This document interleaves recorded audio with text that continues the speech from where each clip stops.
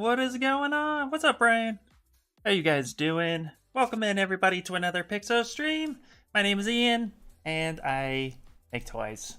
We sculpt fun stuff. How you guys doing? Happy Sunday. What's up, Matt? What's going on? D-Rubbo? D-Robbo? Is that how you say it? Welcome in, welcome in. Go Bio. Welcome in, welcome in. PTK, welcome in. What's up, guys? All right. So just so you guys know, I have done absolutely nothing to the sculpt since the last time we streamed. So we're just gonna continue on forward. I'm gonna probably start some hair and then finesse some stuff. What's up, Snickles? So yeah, we've done literally nothing except for I saved it. That's the last thing I did. So we haven't done much of anything else. But I thought, you know what I want to do too before we get too far into detailing is I actually want to build just a little bit of a base. Maybe play with like a little bit of cloud to try to get the feel of this piece a little bit more because it's very static right now.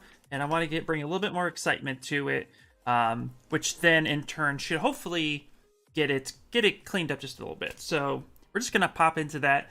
And real quick, just to kind of get this part out of the way, if you guys are watching this for the first time or you're catching this after the stream, don't forget to subscribe, follow, all that good stuff, like it, because we do record all this stuff, and you can even comment your comments down below for anything I do, and somebody will get back to you. So let's get into it. First things first, let's just get like some sort of ground built into this.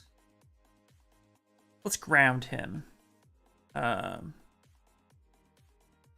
the heck?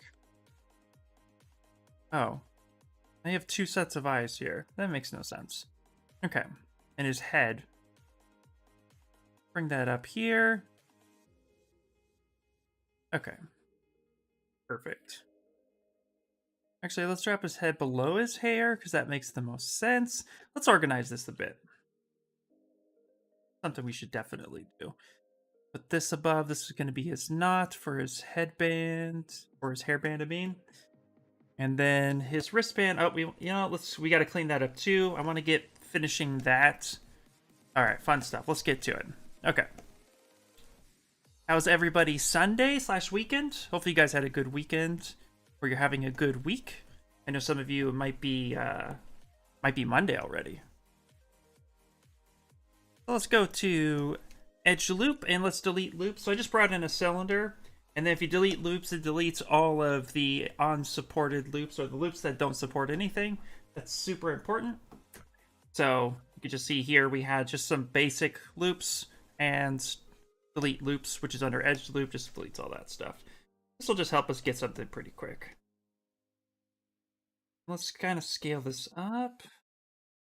Get that base. It's all about that base. And then we're gonna also, it's gonna help us see our feet a little bit more, and I want to plant his feet down and get a little bit of squish happening, so we'll definitely be able to do that. Pass that section off, and let's taper this in just a bit. Kind of drop that down. You don't need to go super ridiculous on the height of the base. And then we're going to use some Z modeler action. Hey, what's up, Leonard? Hey, Ian, how you doing? I'm doing great. How are you doing? Welcome in, buddy. Welcome in. We're just going to get some supported edge loops here. And what this is going to do is just make sure that when we use dynamic subdivision or we subdivide, it's going to give us a little bit of a nice kind of fall off.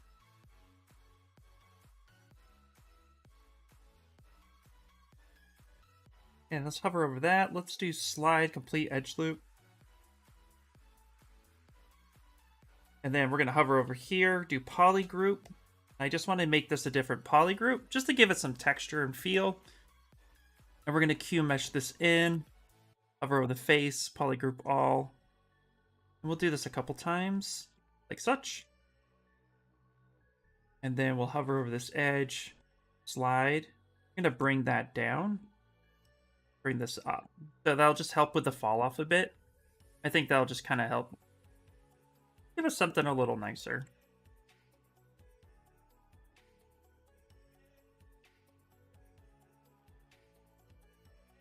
Down. And worst case is if we don't like it, we can just get rid of that, but that'll give us something for now. Actually, you know what? Let's mask off. It's a little tight here, so let's mask this off. I'm gonna bring this up a bit. Bring that in just a bit. And then let's hover over here, insert, get a little bit more fall off control. Yeah, that looks a little better. For now, we'll just leave it there, and then we'll come back to it when we're a little bit more serious about it. What's up, Ryan? Select your fighter. Yeah. I know. Yep. All right. Okay, let's fix his feet. So you see how his feet are kind of curled in a little bit? We need to fix that aspect. So what I'm going to do, so I don't have to do this more than once. What I'm going to do is the feet position is just slightly off, like offset, but it's not any different. It's completely mirrored over.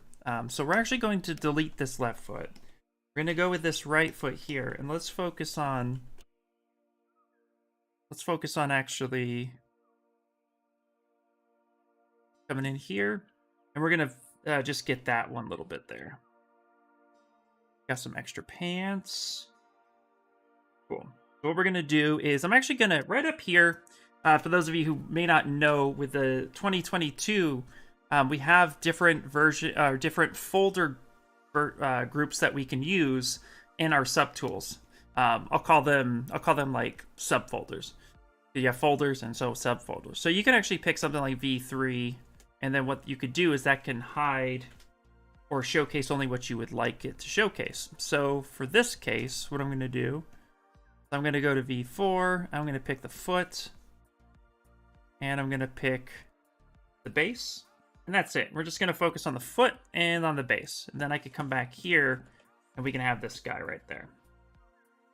We'll stamp that there, so go back to V4, hit F to zoom in, and now we just focus on this foot. And what I want to do is actually get this to where I can use it a little bit, like I can pose it a little bit better. So we're going to create a controlled history right at the top. And then I'm going to go to geometry, ZRemesher. I'm going to keep groups. And then I'm going to say target of like 10, which is pretty low. Keep adapt on, but I'm going to take smooth groups all the way down to 0. And let's ZRemesh this. And let's see if we could drop it down a little bit so we can actually edit it a bit better.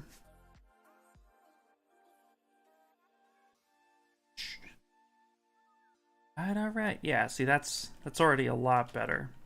Let's go a little bit lower, so let's go half. There you go. So something like that. And then I'm going to Control D, which subdivides a few times. And then I'm going to go ahead and we're going to project history, color and all. So we get something a little bit more like this. Now I have subdivisions, where before I did not. And it's a lot lower of a mesh that now I can edit the way I would like to. So I'm going to go ahead and mask this section.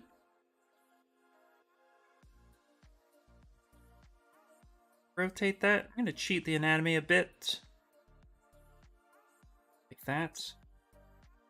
Then I'm going to go ahead and roll this ankle a bit.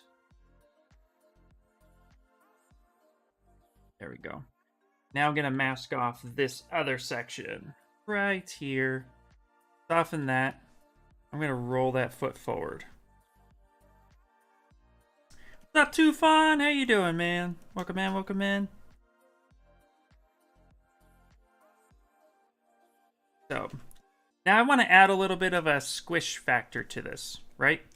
So, what I'm going to do, I'm going to go ahead and save this. Let's save this as a new version. Call this 11? Oop. Paolo, what's up, dude? What's going on? Welcome in, welcome in. You're going to see something really cool right now. Check this out. So, I'm going to go back up to the subdivision part. I'm going to control stamp that right there. Okay. And I want this foot to get a little squishy, like he's like stepping on something. So, you know, even though the pads of our feet are typically the roughest part of our foot, they still deform to the ground. And right now, this just looks like I took a foot, right? And I just set it there. But I want it to have a little bit of a squish. Now I could sculpt that in myself, or we can actually use cloth dynamics to our advantage. So what I'm going to do is I've controlled stamped this section right here, right? So now I have that history. I'm going to drop all that down, and I'm going to delete higher, okay? And then I'm going to raise this up just a bit. And then I'm going to go to dynamics at the top, and let's pin that over to the left side. So let's pin that over by hitting this little arrow, this little like grab clock thingy. My words today. And then what we're going to do is we're going to go ahead and we're going to turn on volume collision, or collision volume.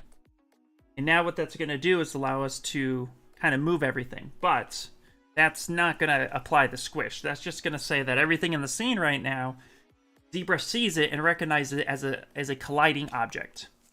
You're definitely not sleeping. I love that too, Ron. But what we are going to do is let's go into our brush, hit T, and let's grab transpose cloth. I'm going to reset this, and now I'm going to bring this down, and look at that. It's actually like it's folding in on itself, right? That's a bit of what we want to do.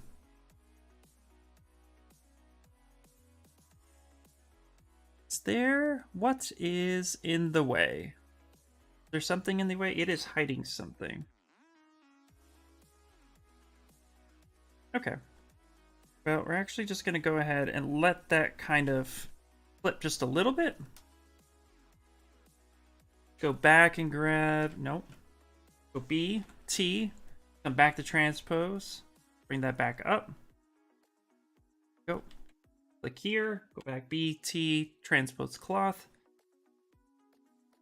I'm gonna let that kind of flip a little bit. So now we get just a little bit of almost like that kind of, you know, impression that's on that foot. So that does most of the work for us. Just kind of add a little bit of weight to it.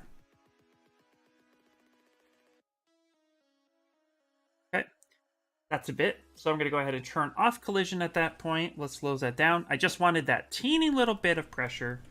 Now I can grab the standard brush.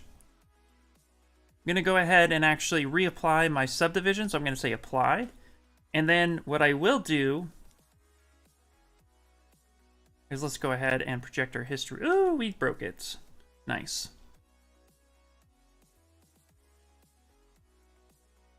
Yeah, it's perfect, right? It's the best way to do stuff. What's up, B? How you doing? I never thought of using the foot with the dynamics for the squishy. Yep, that's it. It's the collision inflates. Yes, it is. Yeah, so the collision inflate. Very good. Yeah, gotta turn that down next time. That's one way we do it. Let's actually back that up real quick, and let's get our toenails back the way we want it. And what we could do too, and this is risky, but we could try it. Let's lower subdivisions right here. Let's freeze subdivision levels. We can kind of bring that up a little bit more. Actually, let's back that up. Let's do this. Let's see how far we can push the machine today. We're gonna try something. This is more of like playing now at this point. Let's bring this back up. So we have this. Let's go back to V4. It's clearly Sunday for me. And then what we're going to be doing is I'm going to go ahead and collision set is set. Perfect. Let's just recalculate that. Let's go to transpose cloth.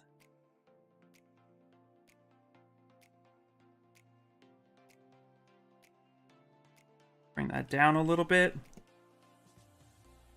Now we'll clean that up a little bit. So let's actually turn that part off. We could just kind of smooth that out just a bit. So a few different ways. Reason why that was a bit risky though is because that's high subdivision. You don't really want to use cloth dynamics with multiple subdivision. That could be a little risky.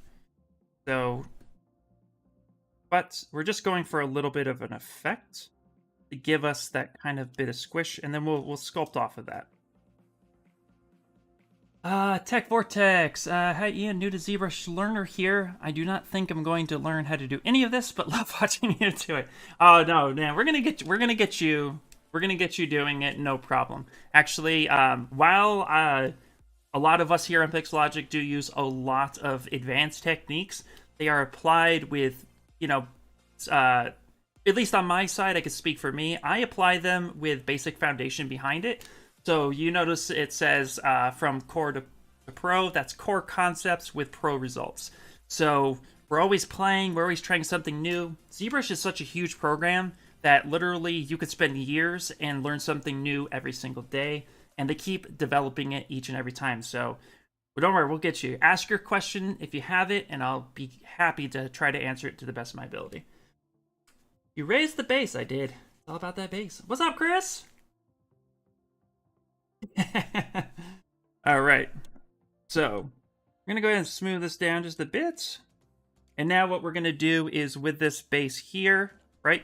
I'm going to go ahead and take my standard brush, and all I'm going to do is come across this area right here. And I'm going to, I'm just going to pull this out just a little bit. All right, because when you're standing, a lot of times your foot's going to be colliding in. So we want this little detail to be here. I'm going to pull that part down. So this part will be sticking out just a little bit. Everybody's foot's slightly different, but, you know, the anatomy should be roughly the same. So again, we'll take that standard brush, and I'm going to basically now just kind of add in some impressions on how that foot should be acting against it. And not the whole foot won't be down, but it will be enough of it.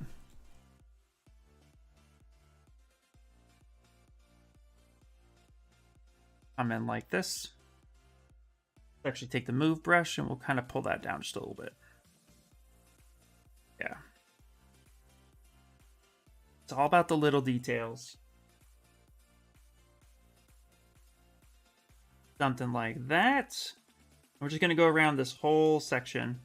Any spot that should be interacting with the ground, we'll give it that little bit of inflate.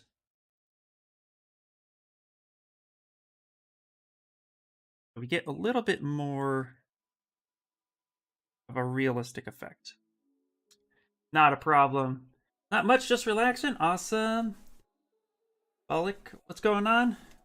Bollock Choi, how you doing? Welcome in, welcome in. I think it's a little bit hard to give feet a natural and real shape. Do you have any tips for that? It is a little bit hard. A lot of it just is going to come down to anatomy study and looking at some sort of plane change. If we take a look at this foot, one of the things that I really tried to identify within my own feet, and that's your best resource, by the way, is having kind of just reference your own anatomy as much as possible. But like right here at the arch of the foot, this area right here, this was a hard spot for me to get, and I'm always correcting it a bit.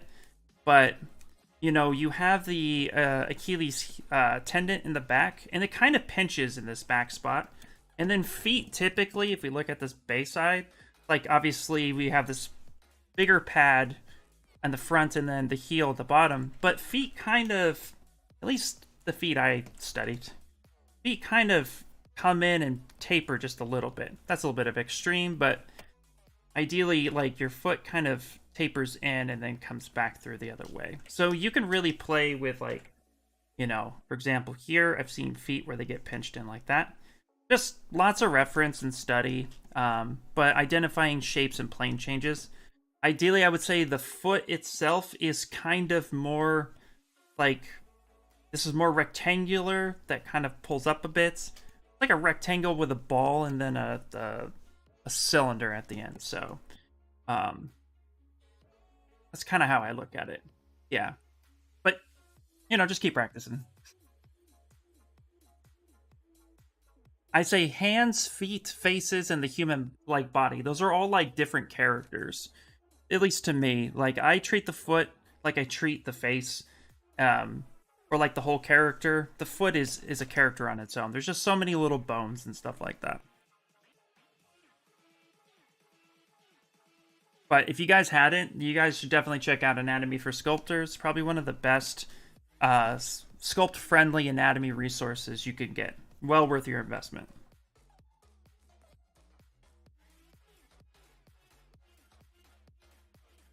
Morning! What's up, Raytheon Studios? How you doing? Welcome in, welcome in. Okay, now we're going to come here, and I'm actually going to rebuild my subdivisions. If you guys don't know, if you had subdivisions before and you deleted your lower subdivisions, so you just have your high subdivision, under geometry, there is a reconstruct subdivision. And as long as your geometry itself hadn't really changed, meaning you didn't Z-remesh or Dynamesh, you kept the original mesh intact, you hit reconstruct subdivision, it will reconstruct up to the previous amount of subdivisions you had. And that's a really helpful tool, especially if, for example, we want to mirror and weld this foot so that we have a second one on the other side. So what I can do is, with no subdivisions on, so all the lower subdivisions are deleted, I'm going to go ahead and go to mirror and weld, and then I can rebuild those subdivisions. So now both sides have subdivisions. That's a really good way to duplicate something. And then we'll go ahead and bring this over.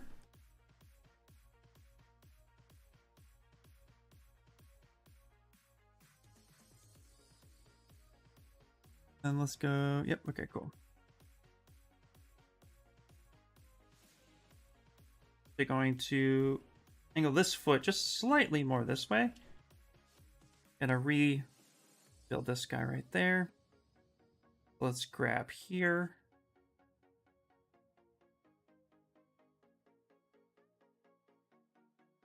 I'm gonna soften this. Anytime you want to move the human body, try to move it where the joint itself would be. Try to make it as realistic as you can as far as moving. Try to move along the joint. This way it doesn't feel weird. Come on over, bring that there. We'll end up merging that together when we are ready. But now we have the second foot. A little bit of a squish factor. The placement's there. Subdivisions are back. Time to save. My graphics tablet won't. Oh, your graphics tablet went kaput? I am so sorry to hear that, man. No! No! That's no good.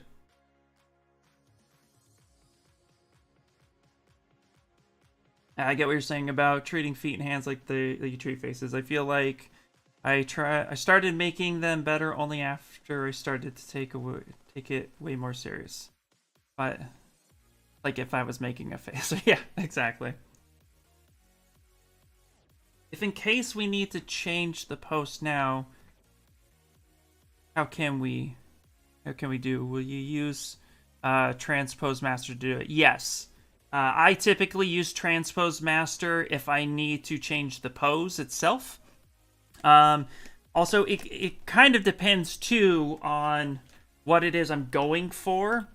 So, for example, yeah, if I wanted to change this pose, I would definitely want to use transpose master. I definitely want to drop it back down. Right now it's Dynamesh, so I'd have to bring it back into subdivisions. Because you want to remember too that when you're posing something with transpose master, it's going to take your mesh and it's going to try to bring it to its lowest subdivision level. If you're working with Dynamesh, Dynamesh is usually pretty dense. So when you go to transpose master, it's a lot harder to move denser mesh than it would be if you had something that's, let's say, low res or has fewer fewer active points.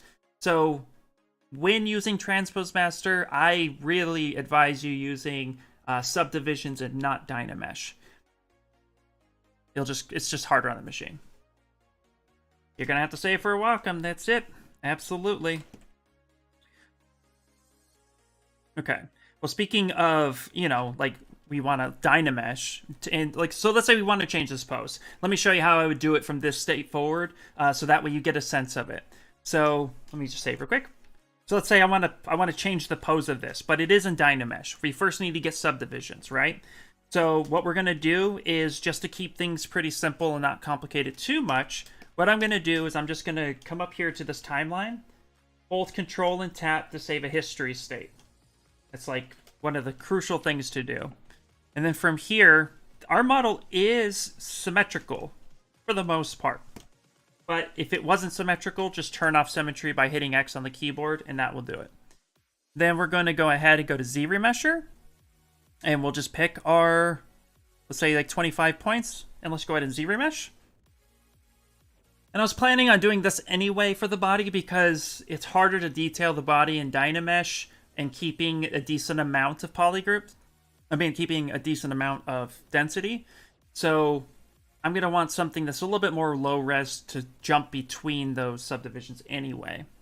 While Dynamesh is a really great tool, I tend not to detail too much into it because it can just, you'll need a much denser file. So let's say we have something like this, which is actually pretty decent. I'm going to go ahead and subdivide a few times. So let's say subdivision level 4. And then I'm going to go ahead and now project this history. So go to geometry. Sorry, go to subtool, project history with color and geometry turned on. You don't really need to mess with this. Just hit project history. And then this will go ahead and take all the color and the detail of the Dynamesh state and plop that onto our division. Then I'll show you what that looks like when we take it into Transpose Master. So you can see now we have subdivisions. I can jump down and up. And right now I actually have 1.4 million polys. So that right there is pretty dense. But that's going to be good for holding detail. Now I'm going to leave this fully up like this. You can see it's fully dense like that.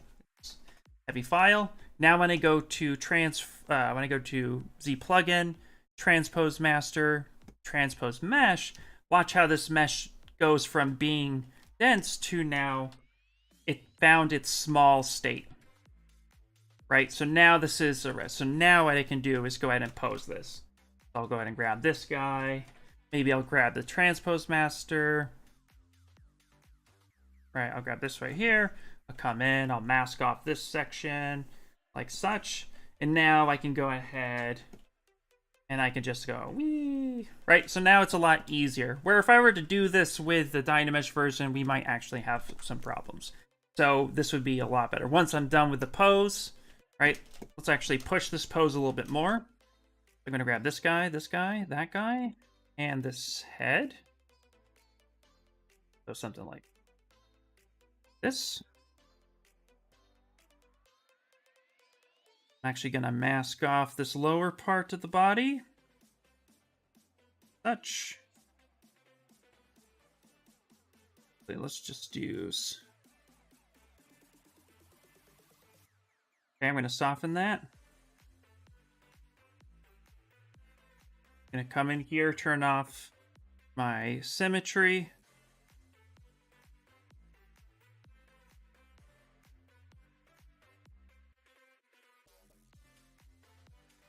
Bring that forward just a little bit more.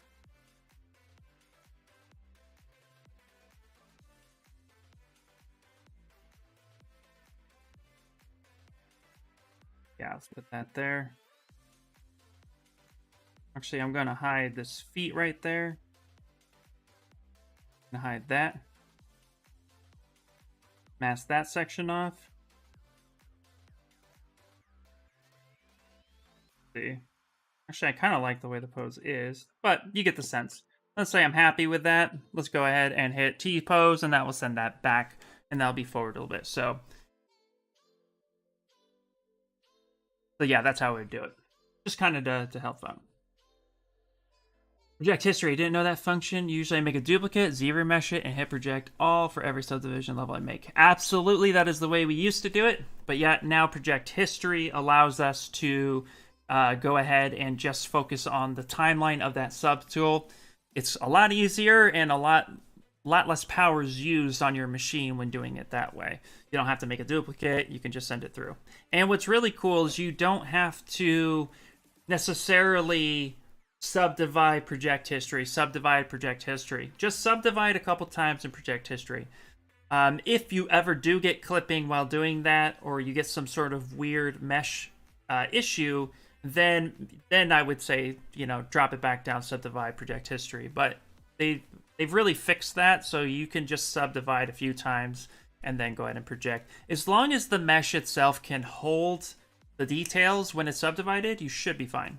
Just make sure that you're either asymmetrical or symmetrical, because if you do project history, like you save a state that is asymmetrical, then you z-remesh it with symmetry turned on, and then your mesh becomes symmetrical, it's going to have a hard time projecting that symmetry back on. So just really make sure that you that you're symmetrical or not symmetrical before you project history. But yep. Okay.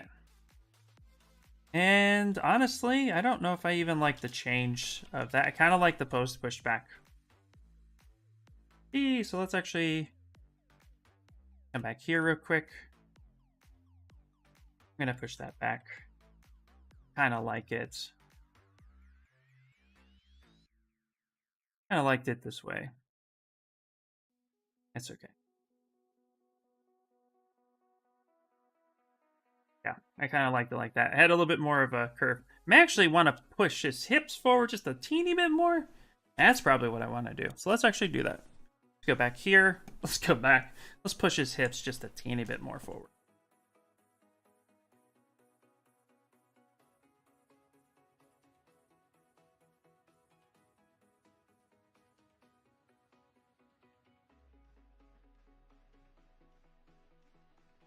Okay. So I'm going to do here. And what's really cool is we can hide part of the model we don't really want to see right now, right? So what we can do is say like, oh, hey, I want to hide this part. Hide that. So that way I can just mask off the section I need to mask off.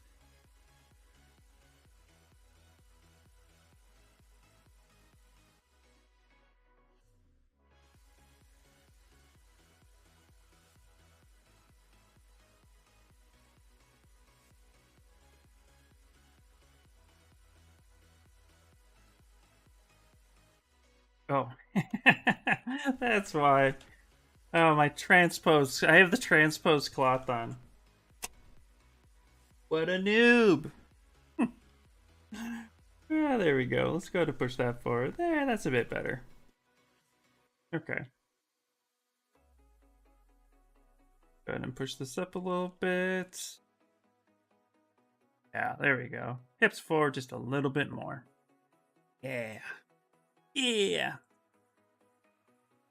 Absolutely. Is this 2022 version? I fear that if I download a new version, I will lose your UI. It is the new version, but actually what you have to do is, what you have to end up doing is, if you want to save out your UI before you update to the newest version, just go ahead to Preferences, go to Config, and Save UI. So make sure you save everything, right? And then once you've done that, you can save out your UI. So what we can do is, so this is under ZBrush Data, ZBrush Startup, right? Wherever you save it. So more likely you'll save it by going to your desk. You go to Program Files. You'll then go to Pixelogic, ZBrush 2020, whatever version you have, right? And then most of the time I go Z Startup, and then I save it somewhere in User Interface Layouts. So this is where I would save it. So I would say test, baby, and that's my UI, right? Then what you do is you open up your file explorer. So either your Finder window in Mac or in PC. You just come here. And then just go right to that file. So local hard drives, program files, and then this is what you're going to do. You're going to copy and paste. You're going to go to ZBrush 2022. You're going to go right to that. What I do is I just actually copy this file. I just come right up, not properties. I just come in here, show more options. I go to copy. I take this Z startup file and I just take this to my desktop and I paste this right here. I'll just say paste this file, And then what I do is then I install the new version of ZBrush, and then I go right back to that thing. I go right back into the program files, Pixelogic, and then I'll pick the new version, ZBrush 2022 in this case, and I'll go straight in here. Got my Z startup, and I paste that file in there, and you are good to go. Really, really simple. You don't have to worry about losing your UI, or all you have to really do is just store that UI. When you go to save UI, just save it in like your documents or on your desktop, and then when you reinstall it, all you have to do is just go up to Preference, Load UI, and then find that UI, and then boom, there it is. And you are good to go. So really, really simple. Just save it out. Same with if you have any custom brushes, just you can go in and save all that stuff out. Let's see. IMM brush uses. Tell me, please. I'm not quite sure what you mean by IMM brush uses. If you can expand on that a little bit more. B just picked a character. Alex is the winner. Awesome. That is really cool, man.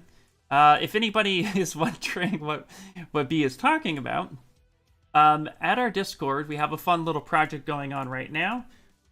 And here's the link to my Discord. Just take that link at the bottom, go into Discord. But what he's actually talking about is we are doing a thing right now where we have a fun little project where everybody who would like to sculpt a Street Fighter character is there. And then we're going to be making a fun little ebook. And this will be the cover and stuff like that. It'll be really fun. So if you're part of the Discord and you would like to sculpt a Street Fighter character, there's about 80 characters. Each artist can get one. It's voluntary, you don't have to. But at the end of it, everybody will be able to download the ebook. And on top of it, we're going to take all the characters and kind of kit bash them into a banner. So a lot of fun. Definitely pop on over there and check out all the artists who are doing it. Let's see here. Yes. Hello. I can smooth geometry at the borders. Does anyone know how to fix? Oh, you cannot. Yes. Actually. Okay.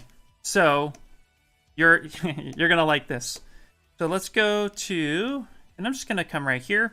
Let's put Ken on the side for a second. So to smooth borders, I'm just gonna get a plane right here so you can see this. So with a normal smooth brush, you can't actually smooth the borders of anything. I'm holding Shift and I'm smoothing. However, if you go to B for brush, S for smooth, and then take smooth cloth and grab that one, when you hold smooth, you will be able to start smoothing the borders. So the regular smooth brush is designed to just kind of smooth the geometry as a whole, but it respects the borders. So when you get to the edge, you're going to want to have something different. A really cool trick is if you hold Shift for smooth, start smoothing and let go of Shift, it's going to do what's called a relax smooth. So it's going to take the geometry and be less destructive, but also smooth the geometry as best you can.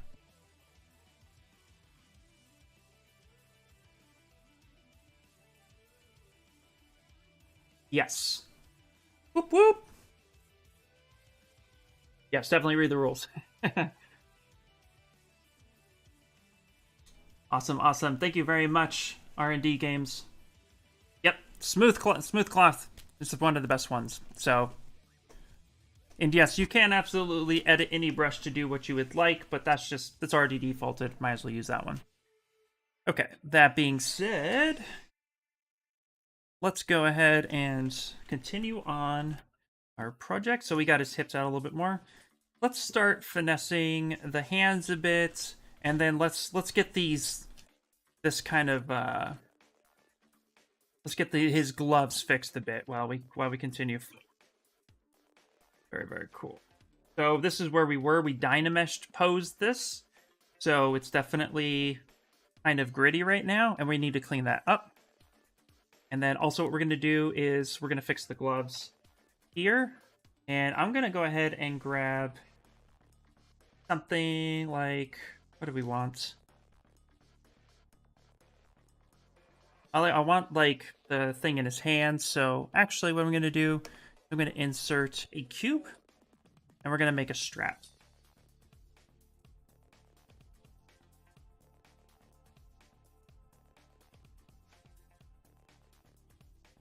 We're going to go ahead and do Q-Cube. Go version 1. Gonna extend this out. We're just gonna make a simple strap, nothing too crazy. Cool. Let's use the modeler. Insert, and we're gonna insert multiple edge loops. Something like this, so we can use it the way we would like. I'll scale that down, and we'll end up mirror and welding this, but we just want this to be in between his hands. Then we'll connect. Yeah, not a problem, not a problem.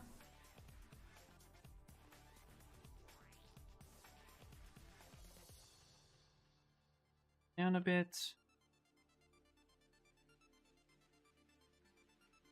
Let's actually go to subtool. Let's go to... Do we have one under V2? No, we don't. Take the hands. There we go. Something like that. And then what I'm going to do is I'm actually going to just go ahead and I'm going to grab this guy right here. I'm going to bend this in.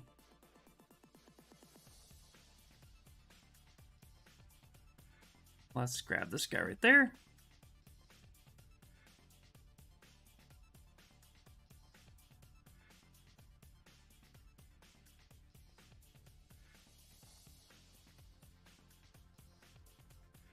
This way we can bend this to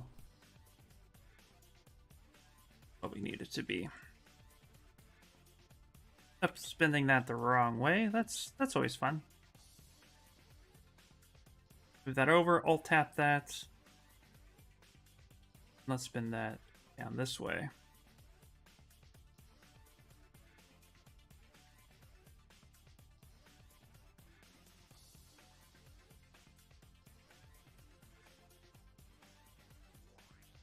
What's up, Darren? Welcome in, welcome in. Yeah, no worries, man, no worries.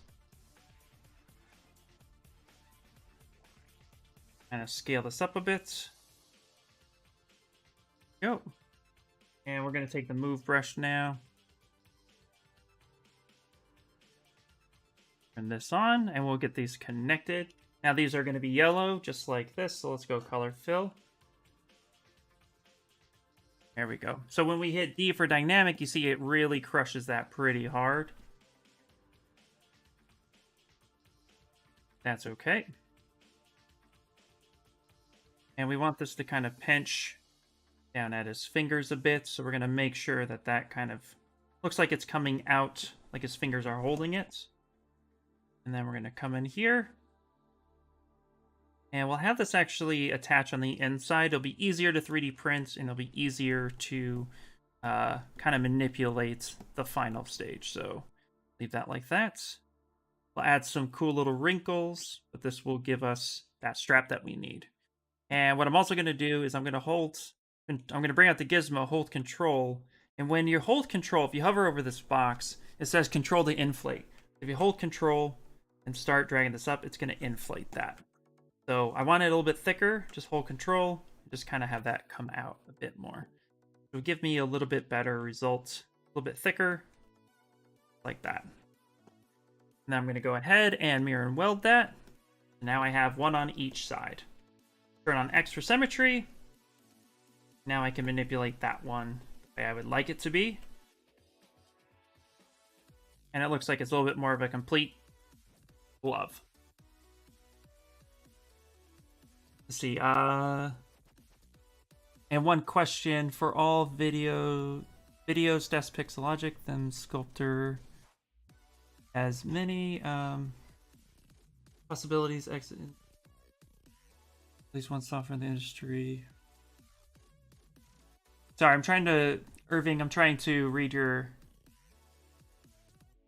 question.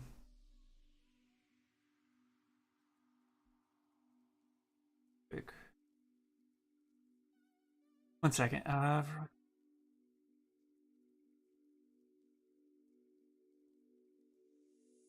One software the industry. Are you asking, like, is the software, like, is this really one software that kind of rules the industry, like, quote, the industry standard? Hopefully I'm understanding your question correctly. If I am, Pixelogic is one of the top leading programs in the industry for sculpting, yes. But there are many programs within the industry, depending on what industry you're trying to get into. Since I'm a toy sculptor and I sculpt toys primarily at the moment, I use ZBrush for 95% of my work. I don't have to go to any other program unless I really want to. But ZBrush allows me to pretty much be a one-stop shop for what I do, all the way down to even getting stuff ready for manufacturing. It's rare that I bounce into another program unless I'm doing something like high-end rendering or retopoing for whatever reason. While you can retopo in ZBrush, I do use other programs as well. So ZBrush is the industry standard for sculpting because it is dedicated as a high-end sculpting, and it also does some painting too, like 2.5 digital painting, but its primary focus is sculpting, and it's one of the best out there. So if that's what you're asking, yes, ZBrush is one of the leading industry programs for sculpting digitally. How do I activate those arrows points? So to activate these arrow points right here, if you notice, I'm using dynamic subdivision, which if you hit D on the keyboard, it activates. Shift D deactivates it. What dynamic subdivision does is it basically fakes three levels of subdivision, so you can see what it's going to look like when you subdivide up the subdivision level 3. But it's fake, so it's not real. So if I hit Shift D, it's going to hide that. Those points are telling me where the normals are facing, and because it's faked geometry, that allows me to grab that point, because I can't grab here. It's not real. I have to grab the pole. So this is just explaining where the true normal lies when you see it legit. If I hover over this edge and hit D, you'll notice that my point is actually on that little arrow. If I hit Shift D, it's actually on the point. So it's faked geometry. So this is where the normal is, and that's the point I have to manipulate in order to get that. Now, if you notice, watch this little point. When I come over to dynamic subdivision and hit apply, watch what happens to this point. It goes away, because now the point is actually here. It's legitimate geometry. Up until that point, we didn't have 3 subdivisions. We were dynamic. So you can see there's no subdivisions here. It's all under dynamic. So this is the actual point of the geometry as it stands. It's just telling me that, hey, that's where the actual point is. That's where your normal is facing. That's the point in which you can manipulate. You would like to manipulate that further. Once I hit apply, that goes away, and now I have to work with directly on the mesh itself. So if you see these points, this is a good indication that this is dynamic subdivision, and that's so you know that it's not legitimately. So Shift D takes it out, D removes it. If you want to subdivide, with the shortcut is Control D, and that will actually subdivide. Shift D will drop subdivisions, and then Control Z will back all that up.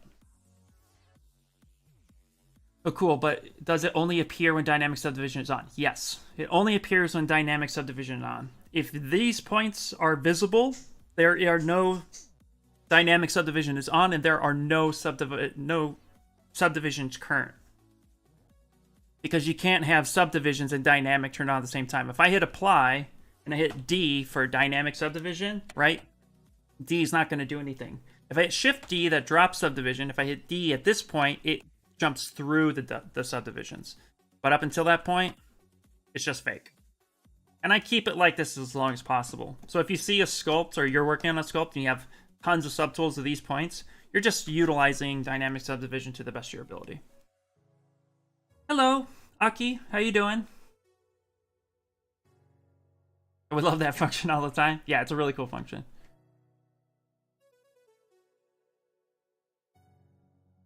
Okay, so let's continue forward. So now we have that. Let's actually go ahead and, because his fist is never going to move, I'm going to weld this. So I'm going to fix his hand. So we're going to solo this out. Let's go ahead and hit save as, and let's clean up this hand a bit. So now we're going to go ahead, and this is Dynamesh with groups turned on. I'm going to turn off groups, hit Dynamesh one more time. I'm going to find a little bit of a better resolution. 600 wasn't quite it. So let's go there. Turn off groups, blur 0. There we go. And now we're going to clean this up the rest of the way. So I'm going to use something like a fill brush. SK brush is one of the better ones. I'm going to go ahead, drop that intensity. We're going to start cleaning stuff up.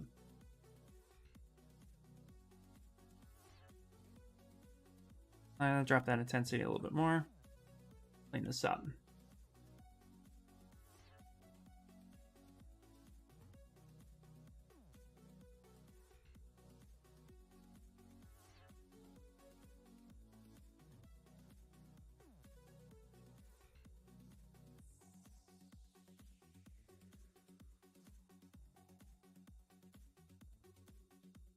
Now we are working with making sure that this is clean as possible.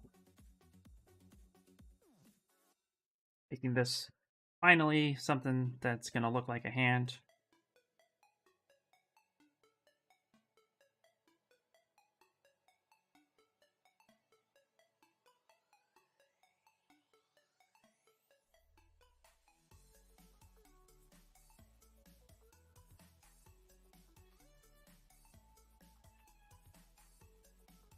Now I'm actually going to take some sort of cutting tool. In this case, I'm using the Orbs crack brush. And I'm just going to kind of cut into this a bit better. Turn off PG. Don't need any color. Give this hand a little bit more love and attention.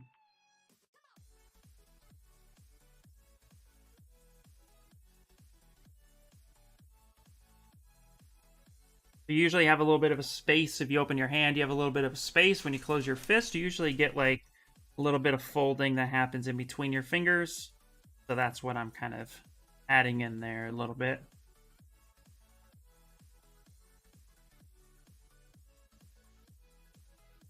And I'm actually going to take the standard brush and I push this in a little bit to give me a little bit more knuckle indication. The move brush, and we'll do something. Now I gotta fix this topology right here because this is just atrocious. So I'm actually going to take this guy right here. I'm going to split hidden because I do like the shape of this, and the topology here is pretty good. I can live with that. Here, with a pole on the back of it, I cannot live with that. I'm going to go ahead and grab that right there. This has dynamic subdivisions on, so I'll apply that. So I have multiple subdivisions. And then I want to ZBrush this, so I'm going to go ahead and delete lower. And then what I'm going to do is actually do a little bit of editing to the mesh. Gives me just a little bit of something to work with before we edit it the rest of the way.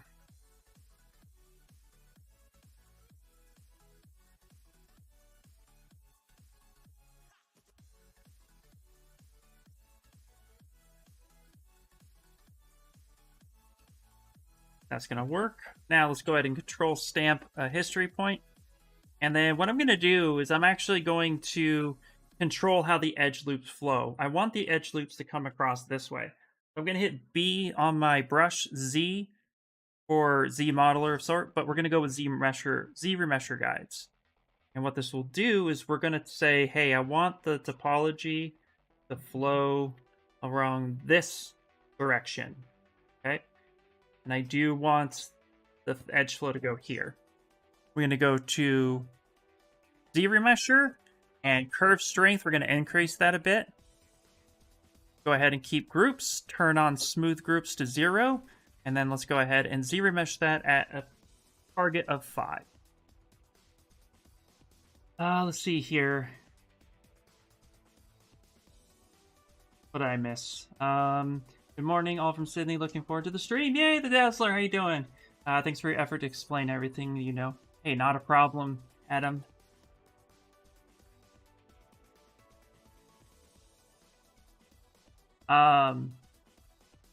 Let's see here. This example for art sculpting, writing, be quick correction is fed. Everything I do, yeah, I mean, Irving, I'm sorry, I'm trying to understand what you're saying. Do you speak another language, Irving? Because you can write it in your native language, and then I can use Google Translate to at least get a better sense of what you're saying. I understand that sometimes there's a language barrier, so definitely feel free to use your native language. I can use some sort of I can use Google Translate to get a better idea if you're having a hard time explaining, and I'll try to answer as best I can.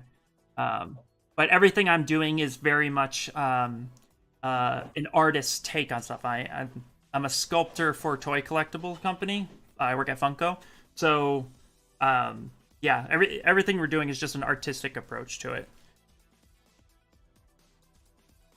Okay, I'm gonna go ahead and so now you can see here. Notice how that pole went away. We had all these directions here, kind of because we just used some sort of sphere and crushed it into place.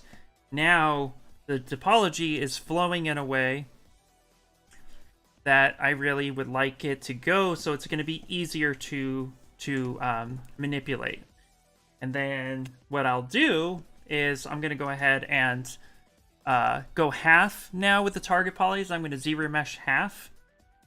And what I can do is come back in and guide it one more time, saying I really wanted to go this way. ZBrush. Now we have something a little bit lower and a little bit more in our control. Then I'm going to subdivide a few times. And then I'm going to project from our history. And now we have this. And then what we're going to do now is with this higher topology, this much cleaner mesh, I'm going to take the polish. I'm going to go ahead and kind of polish this so that it's a little bit cleaner. And create a nice edge on the side. Move that down a little bit. So that's a little bit better at that point. That'll give us some better detail, at least for what we are looking for.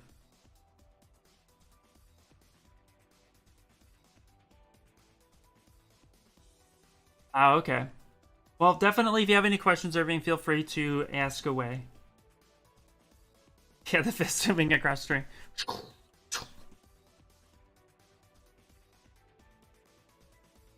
Okay. Now we have something that's a little bit better to work with. Now what we're going to do is we're going to add some seams to this guy right here. So this is also dynamic subdivision, so we're going to go ahead and apply that. And now what we're going to do is I'm just going to create seams the simplest way I like to do it. So we're just going to go ahead and grab the chisel brush. I'm going to turn off RGB, mRGB. We don't need any of that. I'm going to create a morph target though. I'm going to store morph target, which basically is going to allow us to have a little bit more control of our mesh when we need it. And then I'm going to go ahead and just start carving along this edge like this. Now we're pretty low on the polys right now, so what I'm going to do is I'm actually going to subdivide a couple more times. I'm going to follow this edge loop right here, like that. Okay. I'm going to do the same on the opposite side.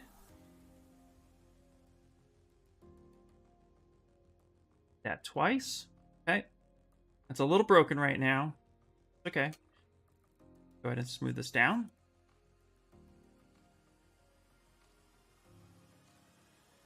We get something like this. Let's look at how our mesh is. Okay, perfect. Now what I'm going to do is I'm going to hit inflate. I'm going to pinch these together. Will give me just a little bit more of a realistic looking seam.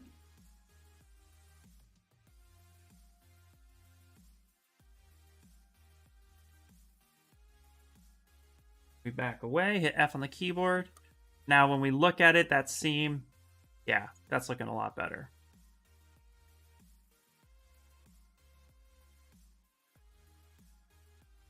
Oh shit, these gloves protect his knuckles. Yeah, I don't know. That's Street Fighter for you. That's I say maybe it's more of like a nice little flashy artistic choice. Capcom's license. Whatever they want to do with it. Actually, you know, what's funny is I was playing Street Fighter earlier today, and that conversation came up. Like, you think this would be practical? It's not even protecting his knuckles. It's more protecting just the back of his hand. I don't think they would be designed for protecting his knuckles, right? So, yeah.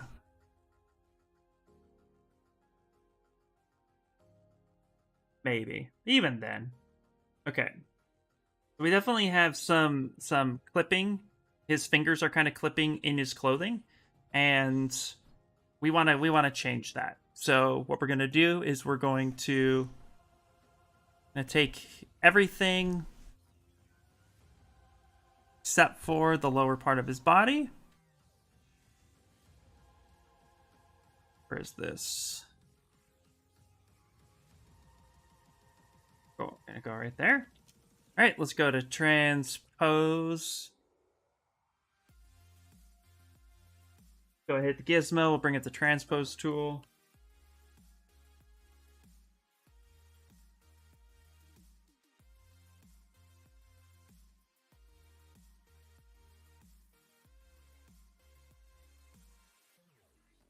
You know what? Let's actually select this. Let's actually select right on this side.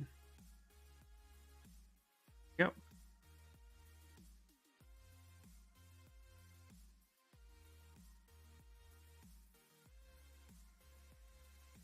Do a little bit of a soft.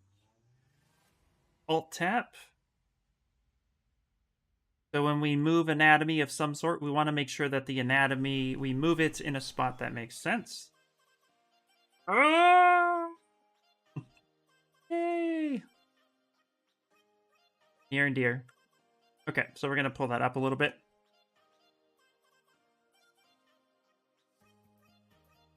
And then maybe let's grab this guy right here. Let's actually invert that.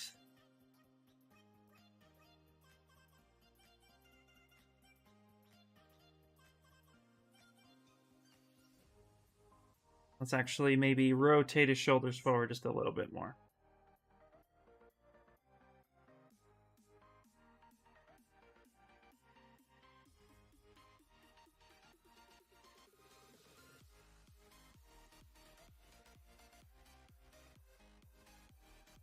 There we go. Okay, let's try that. Let's see if that works. Yeah! Hey, what's up, Derek Art? How you doing? Welcome in, man. There we go. All right, that's better.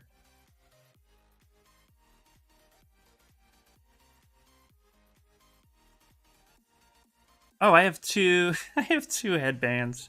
I don't need that. There we go.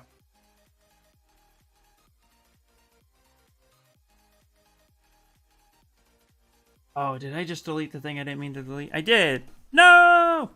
Ah, that's okay. If you delete something you don't mean to delete, don't save it. Don't freak out right away. Just load your previous subtool. One you had before. Let's go ahead and copy that one. Go back to your new one. Go ahead and paste that in there. And then you'll be okay. And then you'll be okay.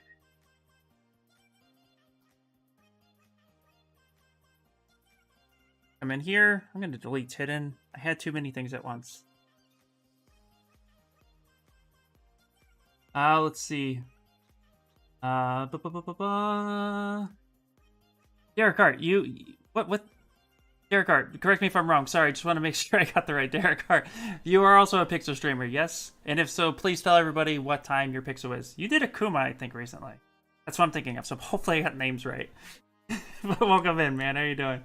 How did you expect study topology and anatomy? Oh, how did I learn topology and anatomy? I learned anatomy through just tons of studying. I was a part of the 3D character workshop, which taught me basic anatomy, and then I took anatomy through Anatomy for Sculptors, one of the best sculpting books you should ever buy. As a sculptor, if you're really invested with what you want to do, that book is like hands down a must-have. So absolutely must have that. And then other courses, that I went through, just bounced around. Spicer was a big one. He does a lot of in-depth anatomy studies. And then just studies on my own. you know, looking up medical journals, all that good stuff, going deeper than I should on that stuff. So yeah. Yay, that's you. Okay, good. Okay, well, let everybody know when you stream here on Pixelogic because they got to come check you out too because your work is awesome, dude. So thanks for popping in. Hello, Talden. How you doing? When you used chisel brush on the glove, you made something that reapplied it. How did you do it? Oh, great question. So to reapply a stroke, which is all I really did. So what I did was I did the chisel brush, right? And this goes for any stroke. Went ahead and made the chisel brush, and then I hit 1 on the keyboard, and that reapplies that last stroke. So if you want to do a stroke of something and then duplicate it without retracing it, you hit 1 on the keyboard.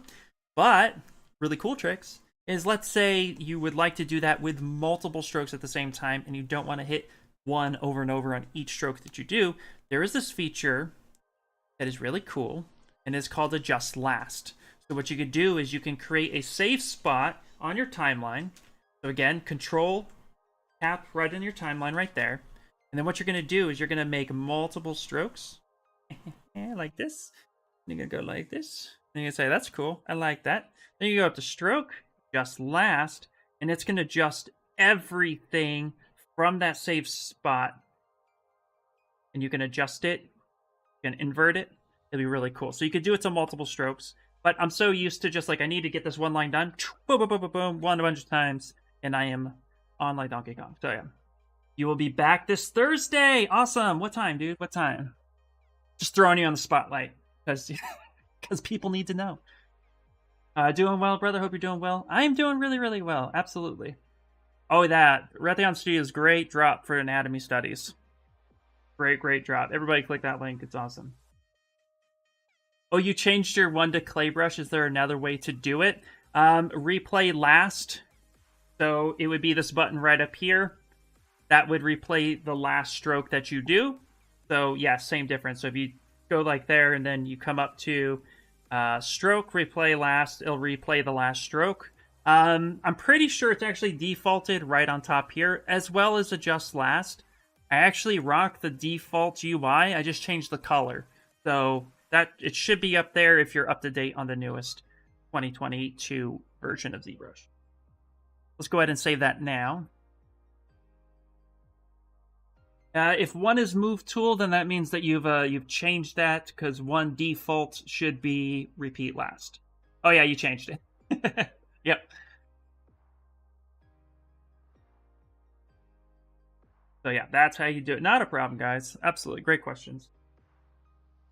Okay. Let's go ahead and let's continue forward. Let's take this base. I'm looking at this base now, and I'm wanting to change it later, but we have something there that's going to be important. Go ahead and fill that with a color so I can stop playing with that.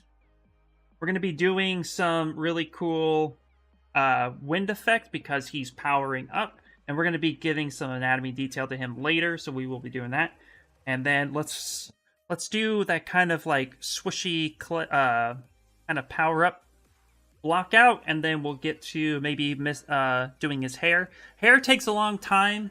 I don't really have a fast way of doing hair. I do hair pretty much 1 strand at a time once the blockout is done. That being said, there are methods in which we can do to kind of get there faster, but for the most part, hair just takes forever. And the best results are the more patient ones. My opinion. No problem, Derek. Okay, so let's start with getting the blockout for the swishy swish cloud effect. And honestly, I don't think I'm really going to be going too crazy fancy with it. Thinking, let's pull my pure ref. When in doubt, pure ref it out. Think it's 5 p.m. for you? Not sure? Awesome, dude. Awesome. Well, everybody, make sure you go follow Derek Art. He's an awesome dude, great artist, and you have to check out his stuff. Especially if you love fun, very action-y, stylized sculpting. His stuff is just awesome. Just go check it out. Drop a link, Derek. Drop it! Drop it like it's hot, hot, hot. Whoop. All right. So you see these little, like, winds that's happening in this scene? That's what we're going to do. We're going to be moving this stuff like it's crazy. And that's the pose we're going for. Just He's jacked. 10 masters. Jacked. Yes. So, let's just, how do I want to do this? I don't want to get fancy. So we're going to go ahead and just not paste. Delete that. Let's go ahead and insert. You know what? Here's what we're going to do. We're going to try something. Let's go ahead and save this. And I'm going to show you guys some cool stuff. Let's go to... I'm going to delete the stuff I don't need. Because it's going to keep ZBrush power down. Swish lines. And what we're going to do now is we're going to go... Now let's go here real quick. Have this here. I'm going to hit this this simple brush. It's going to reset my scene. So I'm going to hit switch. And now my whole scene is reset. I'm going to click this. And what I'm going to do is I'm going to get the helix or the spiral. Helix, spiral, helix, spiral, helix. I'm going to drag that out. And what I'm going to do is I'm going to come up and hit edit. Now, I'm not going to hit make polymesh 3D. The reason why I'm not going to do that is because I want to edit this first. Because right now, I have options. Anytime you pull in a new subtool, you have the ability to edit that subtool first before you start editing or sculpting on it. So you have edit mode, which allows you to edit some generic proportions or shapes. And then you have make polymesh 3D, which goes ahead and allows you to sculpt on it. Just note that if you're in sculpting mode, you have to leave sculpting mode, which is why we went to simple brush first. But that way you can go ahead and edit this. So you can exit it out, go into, pick a subtool, go into edit mode. And now what we can do is we can initialize or we can edit our profile on this. So I can change subdivision. I can change my coverage. Okay, and then I can actually change the profile and all that good stuff. So we're going to go ahead, go to thickness here, not thickness, radius offset. Do something like that. I want a bigger bottom because I want these swish lines to come around. And then I want a lower subdivision, which would be fine. This is going to be my template for some of the swish. And then that coverage, again, we're just going to kind of drop that down a bit. Something like this. And then for the twist, now we don't want to twist that. Let's Control Z so we can do that. Drop that back down. Then we can do like a thick to thin type thing. Even something like that.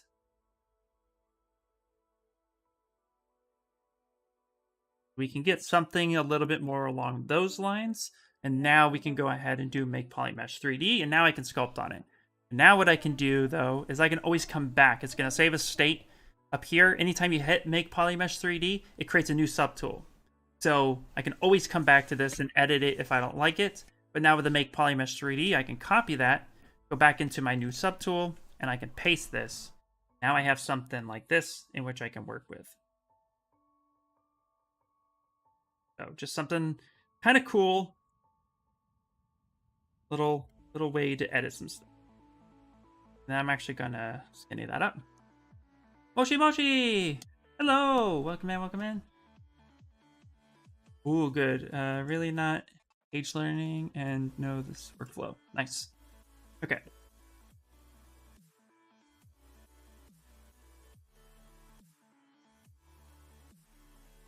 So right now, that's actually too much loops. I don't like that. So I'm going to go ahead and delete this. I'm going to come back to this one. I'm going to continue to edit this further. I'm going to go to initialize. We're going to drop the coverage even more. Right now, we're at about a 1 coverage. Perfect. Now let's go ahead and make polymesh 3D. And then we'll copy that. And we'll paste that right into here.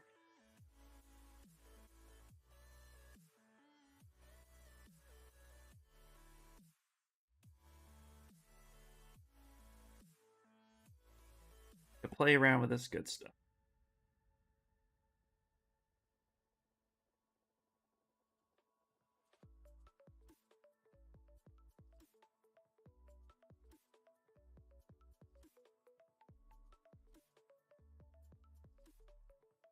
And I think what I want to do is I actually want to grab this cogwheel right here. I want to do some sort of bend curve.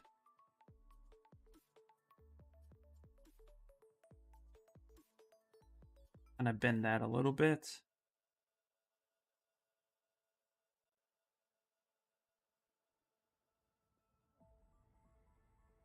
That. Kind of playing at this point. Okay, let's go ahead and grab that. Let's go ahead and start here.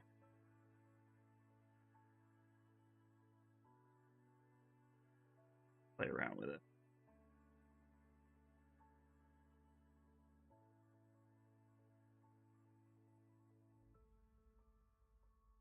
Cool, if this is like clear acrylic or something.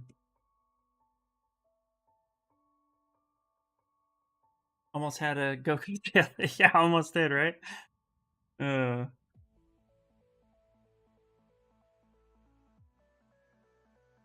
Get the blockout shape and then we'll finesse it a little bit more. I like to block everything out, and then if I don't end up liking it, I'm not committed to anything. A lot of times I'll go through a few iterations before I find something I really, really like.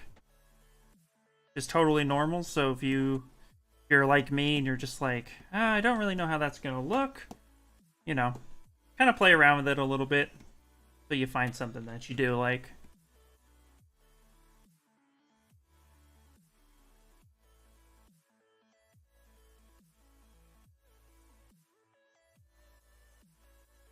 I'm going to do a light, smooth, almost a relaxed smooth.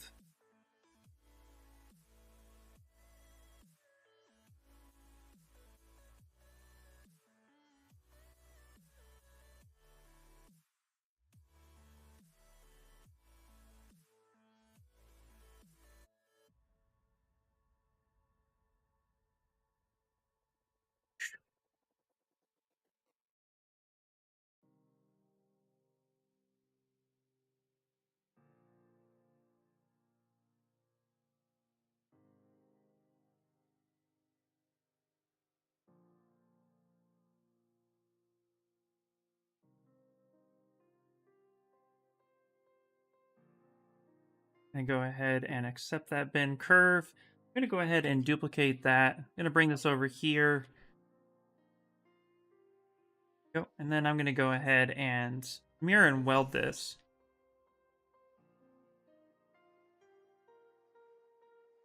Take that side, delete hidden. And this home. Get this a little differently.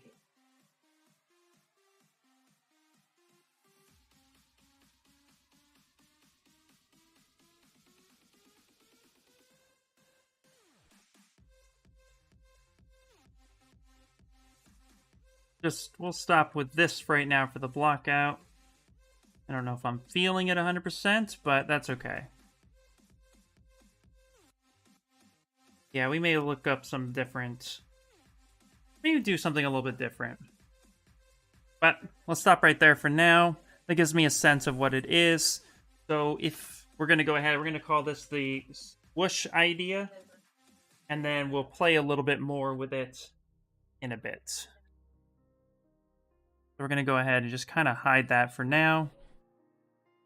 This will give us something to play with in a little bit. When in doubt, mark out your idea. Go ahead and save this.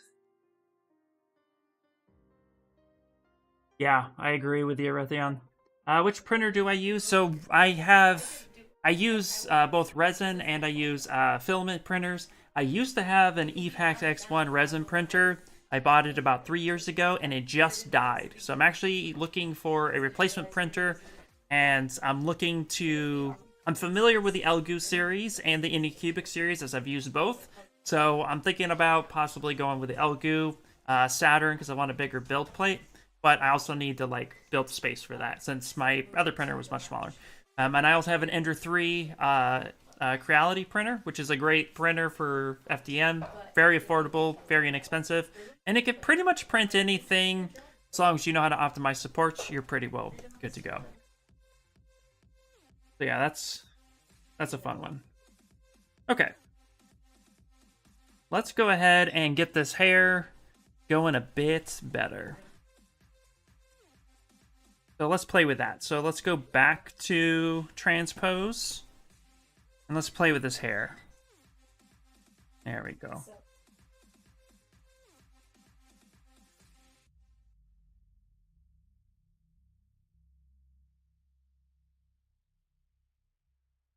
Okay. This being said right here, I'm going to go ahead and soften this a bit. And let's get the hair going in a motion that I'm going to hatchet with. So I'm actually going to pivot that.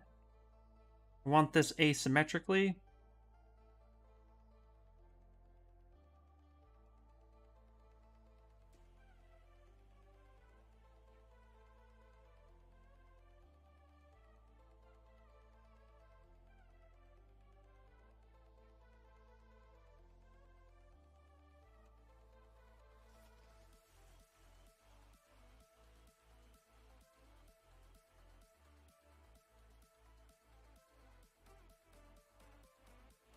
Grab this.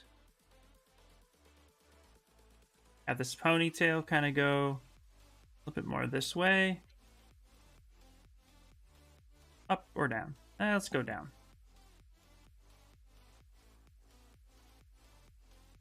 Even have it rotating just a little bit.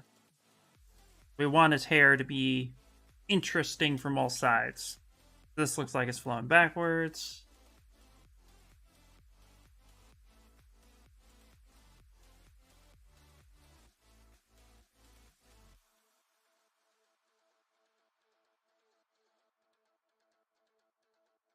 That way.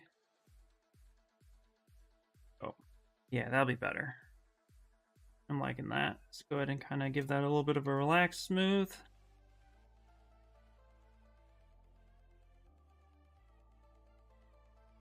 Yeah, that's going to be great. Cool. Go ahead and save that.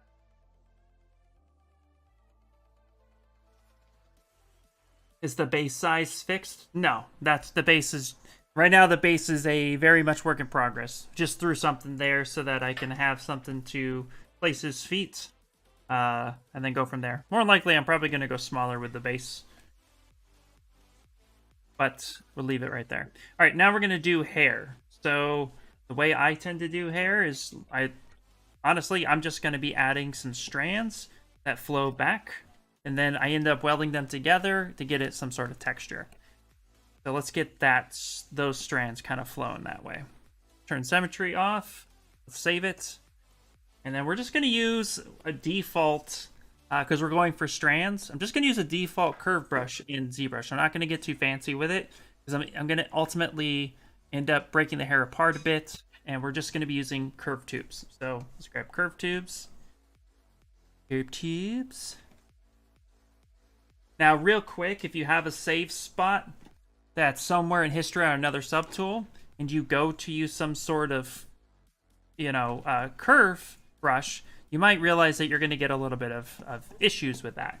So you're going to want to clear out any save spots, and then it'll actually work a little bit better with your hair. So something to note.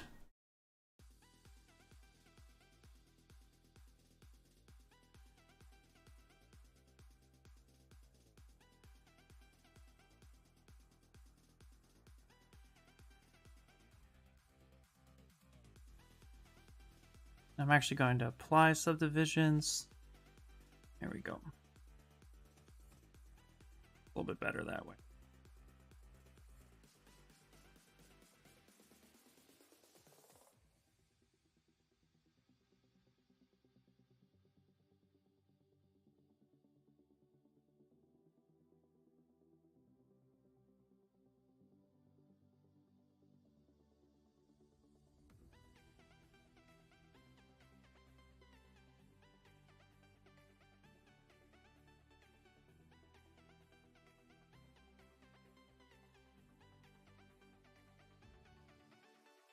Now I'm going to go ahead and apply that curve, and then I'm going to split. I'm going to split unmasked points. So now I'm going to work with this one. The hair. I've been excited about this. Yeah. You're Sculpting Ken? Yep, I am Sculpting Ken. How you doing, Thing Out? How you doing? Great to see you.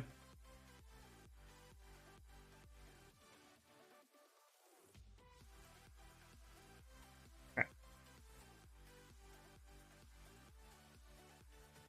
I'm gonna go back to curve tubes. Now you could use curve alpha for that as well, so you could see.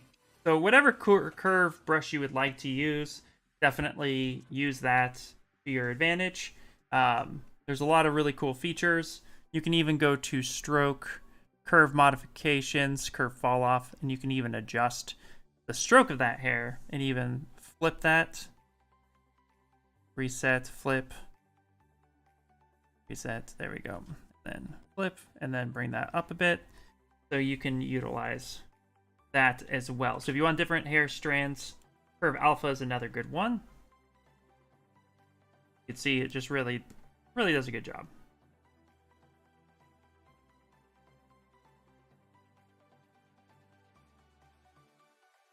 Now, personally, I don't try to worry too much about finessing it so much. What I am worried about is just making sure that it goes in the direction that I would like it to go in. And what's cool is you can just grab the curve and you can manipulate that. But I do each strand at a time, so I have full control over that strand.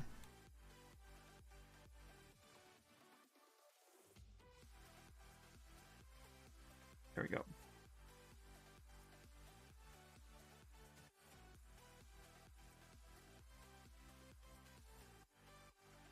There.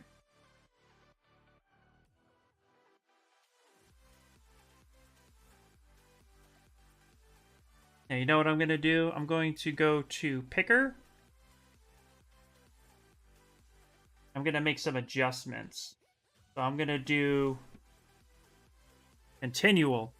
So real quick, with a lot of brushes, the Picker menu is like everything ZBrush. ZBrush is the Picker menu, and it's usually defaulted to have some things. So for example, it defaulted to the closest point. So depending on where that's at, okay, the closest Z coordinate, that's where it's trying to, because what the hair is trying to do on the curve alpha is it's trying to find the point of contact, and it's going to take it and put it on the closest part of the Z axis as possible.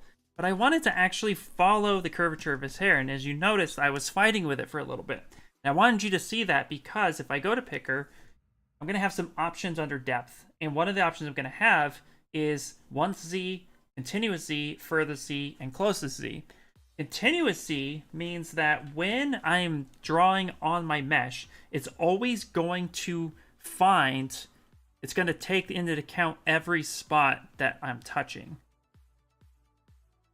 And it's going to stick that to the closest, or I'm sorry, to the, it's going to follow the continuation of that mesh, and it's always going to kind of follow that trend a bit. So now I can just kind of really focus on getting all of that on the hair, following the hair contour, instead of doing what I was doing a few minutes ago, which with closest Z, it's like, okay, great, it's here, but then you notice, oh, it's flying off in that little area. So this is going to help me with continuous follow the mesh that it's touching, and it's going to continuously update that little bit of geometry so that the strand goes right where I want it to go. So just a little note.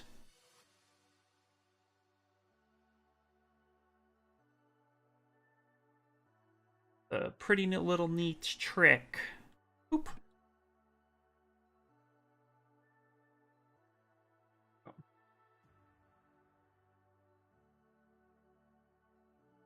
Just got off of work. What's up, Sparks? How you doing? Hey, Ian, how's it going?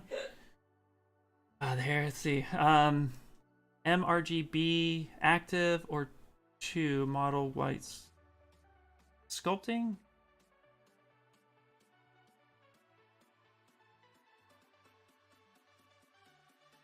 Sorry, Irvin, I'm trying to understand your question. I apologize if I don't Right now I'm doing Leo model. I could definitely get some tips on hair. Nice. Good, good. When it comes to hair, just take your time. Don't rush it. If you spend 7 hours on hair, it'll be worth it.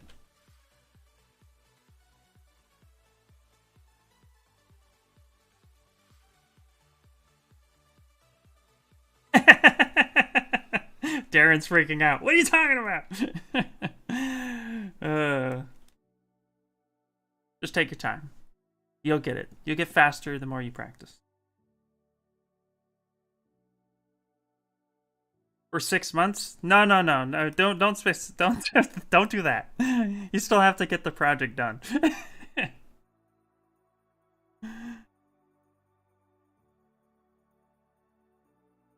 uh, keep hitting. Okay, I'm gonna tap off that for a second. I'm gonna actually use the move brush to get what I want. Keep wanting this very specific movement, and it's not doing what I want it to do. I'm fighting the curve, so I'm just gonna go ahead and do it the way I know how to do it. I'm just gonna manipulate it. You doing the Street Fighter for your Discord channels or something? Yeah, so I started this before then, but now, yeah, this will be part of the Discord project that is happening. Absolutely. You guessed it. The piece that actually started that project. Okay, so I'm going to go ahead and actually go to polygroups, auto groups. Gonna hold control and duplicate some of this. Now again, I plan on merging a lot of this. I just want to get the kind of little bits that look like the hair is flowing the way I want it to flow. So, and you just layer. You layer your hair. Layer everywhere. Every little piece of hair. There. That's my rhyme. Let's see here. Unless you go photoreal, then there's no need. If you're doing photorealistic hair, you're probably using you can use fiber mesh for sure. I don't use fiber mesh much at all because it's hard to 3D print fiber mesh. But yeah, you could definitely use that, or you're going to be doing some sort of like hair card, depending on what you're trying to render, of course.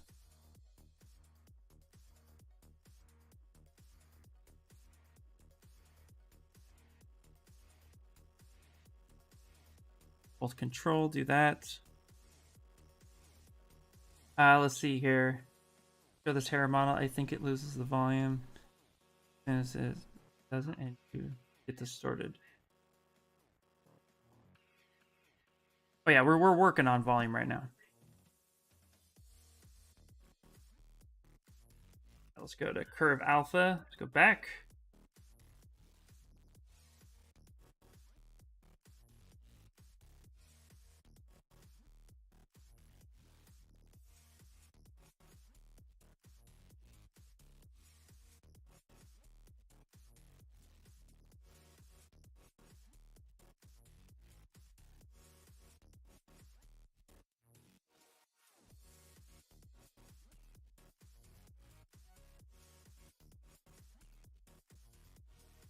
This is going to be very much rinse and repeat. Let's go ahead and get the proper color. We can start seeing how that's looking.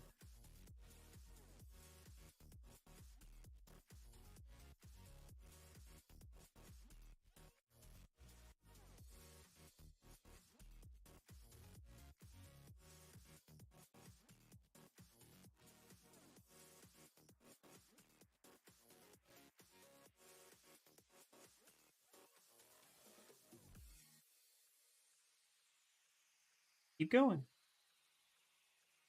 The hair always follows some sort of direction.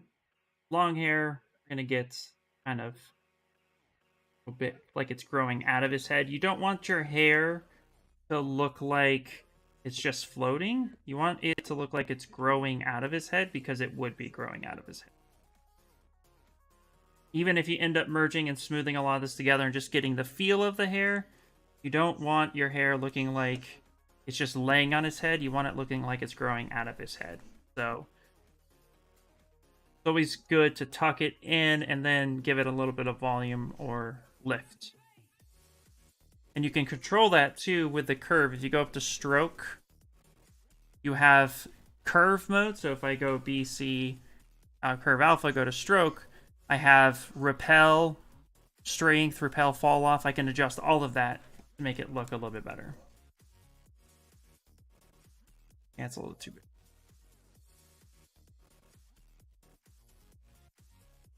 Medusa can variant. Yeah, right? Yeah. Dynamesh.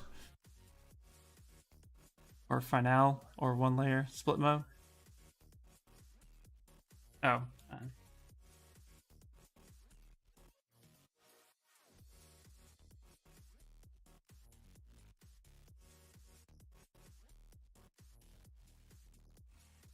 That looking like it's tucking in a bit.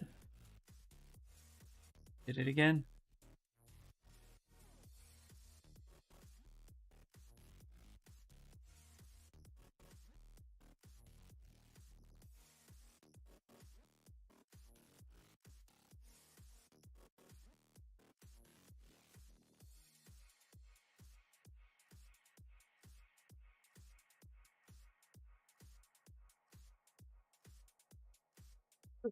Go ahead and try to duplicate that.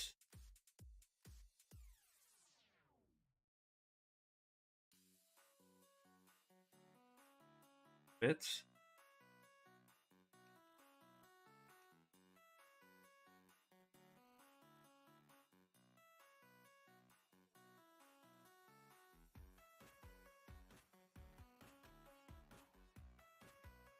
Yep, there's lots of ways to do it. Clone, copy, control grab, whichever works in your favor.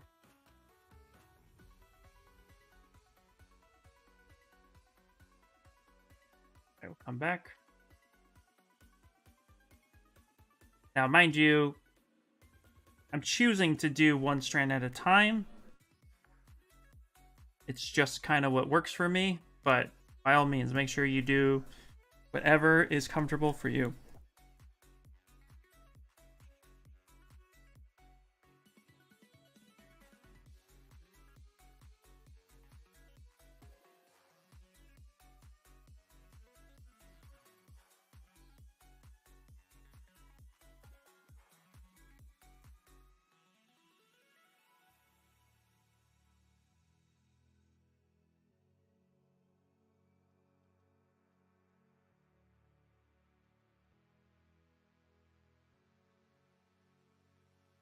Going.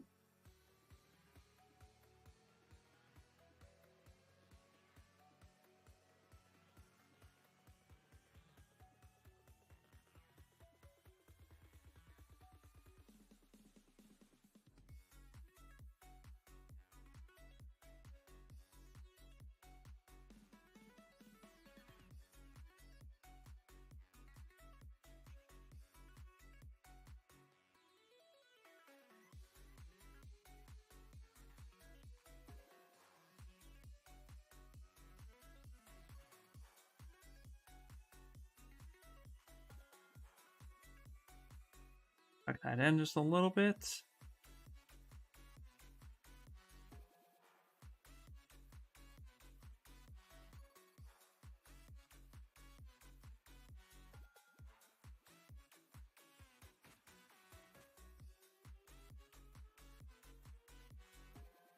Add a couple pieces here that I think might make sense.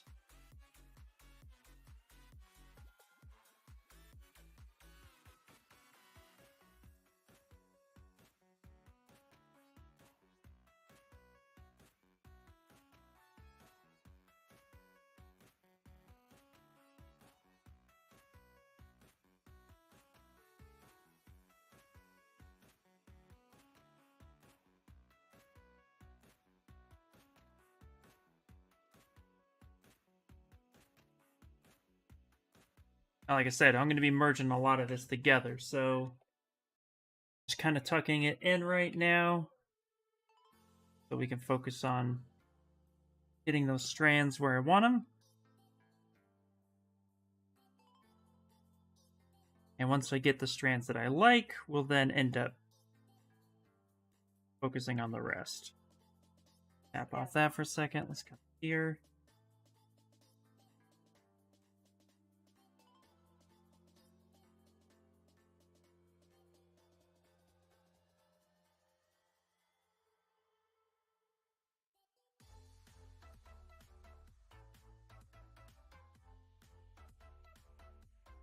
In.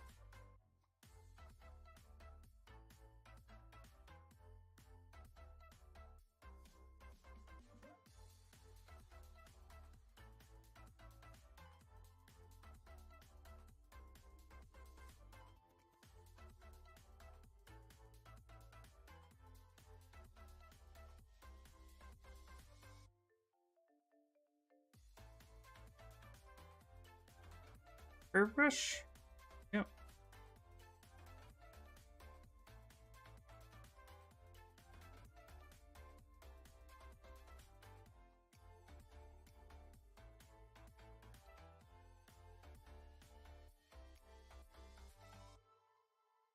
Let's see.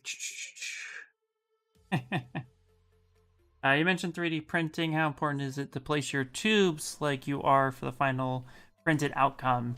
Is there past printing experience involved, or is it more of just buy a better printer? No, actually, yeah. So what I'm going to be doing is I got all these strands that I'm laying out right now, and I'm going to be dynameshing it together to get the sense of hair flow. Right now, it's still very in its infancy stage because I'm just wanting to get the sense of strands, and then I'm going to make sure that they all collide together, so then when I merge it together, it's going to end up becoming one piece. Yes, the more detailed your sculpt is, the better printer you're going to want to have in order to capture all that detail. But at the end of the day, a lot of it is just kind of making sure that everything collides correctly when you finally merge it into one subtool.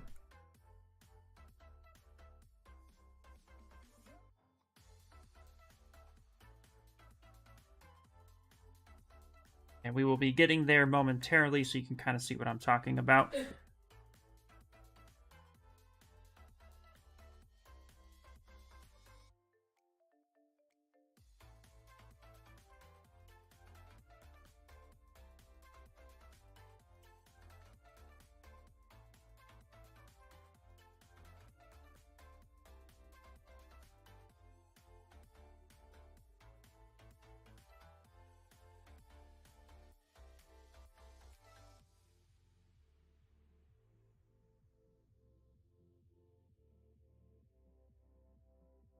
Go to split hidden.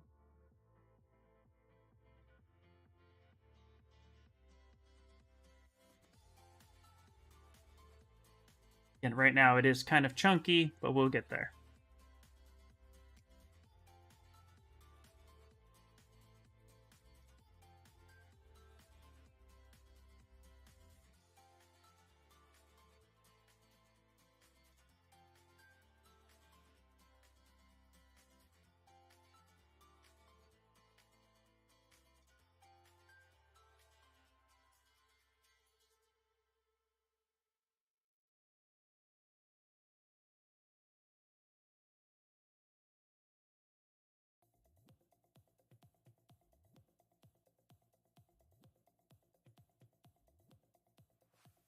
Okay, let's come in here, let's stroke, and I'm actually going to merge a lot of this together. So right now,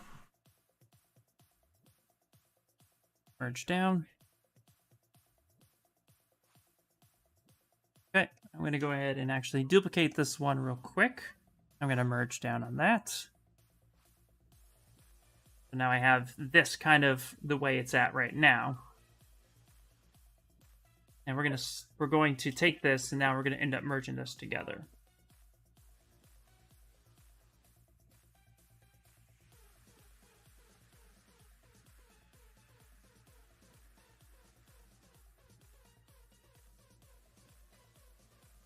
Okay, so now we have this right here. I'm going to go ahead and control stamp this for a second, just so I have a history spot. I'm going to subdivide a couple times. I'm going to delete lower. I'm going to go ahead and pick with Dynamesh topology that makes sense. Try 600. Okay. And what we're going to do is we're now going to, I'm going to keep a blur of 2. That's default. I'm going to Dynamesh that. Okay, and that's going to put all this together. Now, we're going to take like clay or a fill brush of your choice. We'll just do clay buildup just because a lot of people have clay buildup. I'm actually going to focal length. I'm going to soften this down. Now I'm going to start merging this together. I'm going to follow the strands a bit. Now, I'm not trying to keep the individual strands at this moment looking like individual strands. I want this to give me that kind of hair flow. I can also take the inflate brush, bring that a bit closer, start putting some of this together.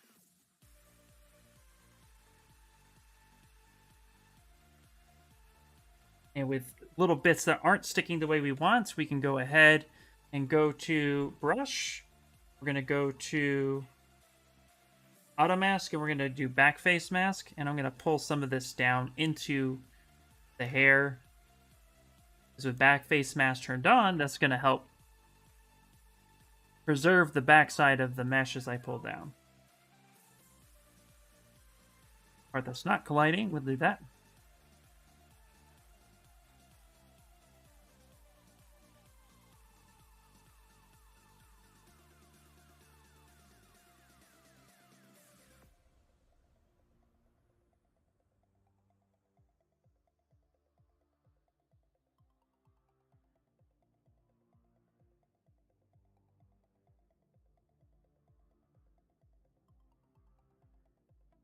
Grab this. I'm actually going to move this brush over here, turn back face.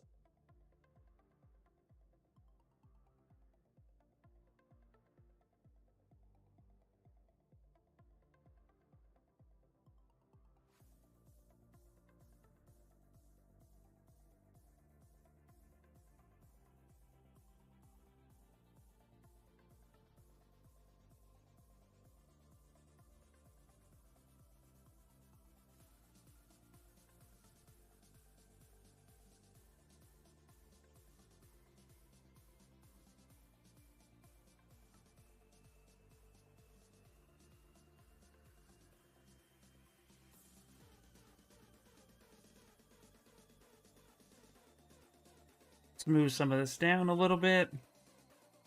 Again, back face mask turned on with move, kind of help collide the rest of the hair that might be sticking up. When you work with individual strands, you're going to have a lot of pieces that aren't colliding 100%, so you just want to move those into place. Back face mask is good for that. And we can even drop the density of this Dynamesh piece just a little bit. Just going to keep working this.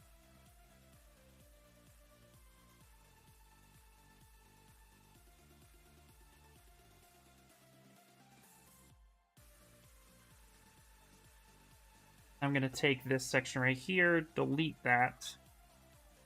So you hit and close holes.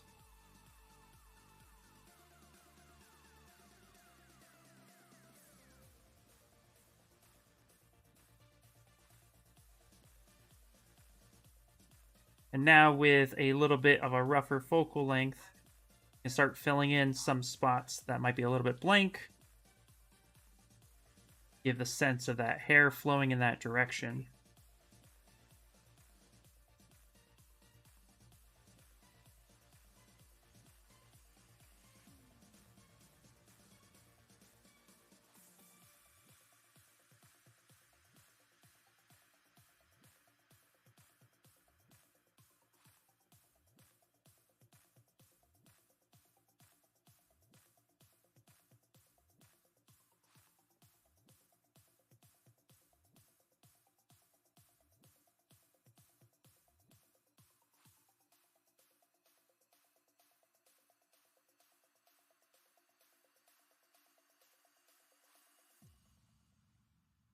Let's see here before I get to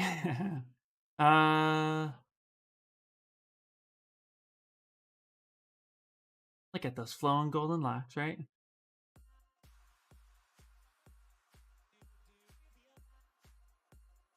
Awesome. Thanks, Derek. Thanks, Darren.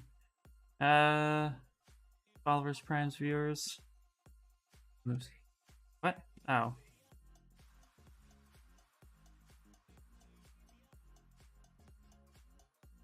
Now, the important thing to remember with hair is just like with cloth, you want to make sure that the hair follows a certain structure. There's a place in which it's growing out of, and then there's a place in which it collides with itself. So for something like this style hair where I'm getting a more sculptural look, we want to make sure that, you know, things tuck in and overlap where we want them to be. But as long as your hair is kind of has that where it's starting point and ending point, you get some really good results.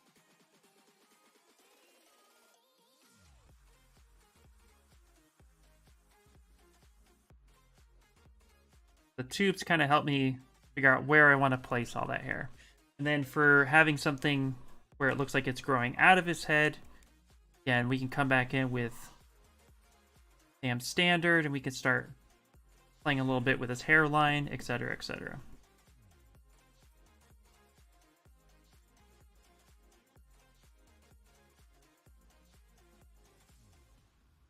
Now again, I recommend if you're not used to sculpting hair, take your time, use reference, all that good stuff. It's only going to help you get better results the more you do it.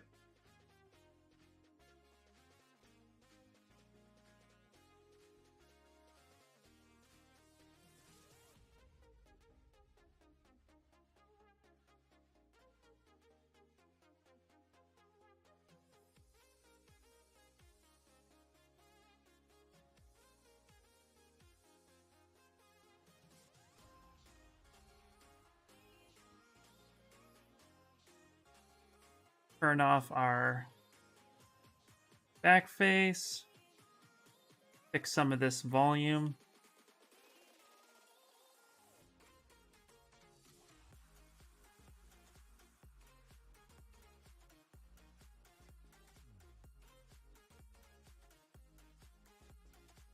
Definitely going to want to fix the top of his hair here. So let's actually clean this up a bit. Right now it's looking a little chaotic. I'm going to grab a fill brush and we'll recreate a bit more of that flow.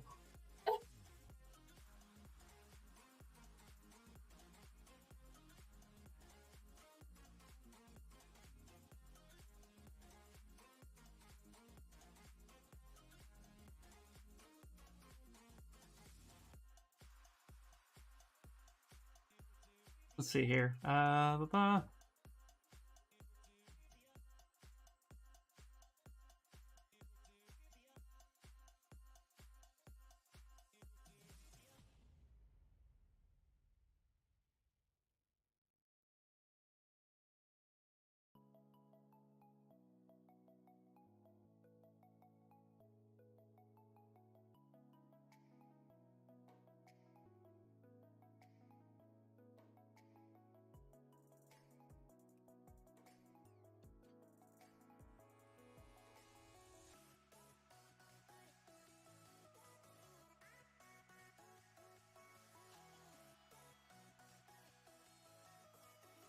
Go with a little bit of fill brush. I'm going to use the SK fill brush.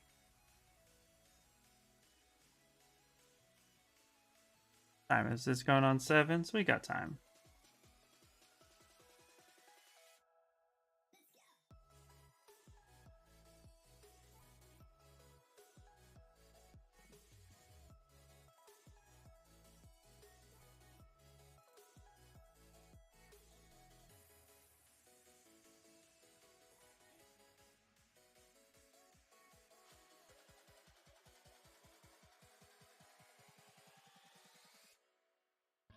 I'm going to take the move brush and let's fix some of the flowy form of it.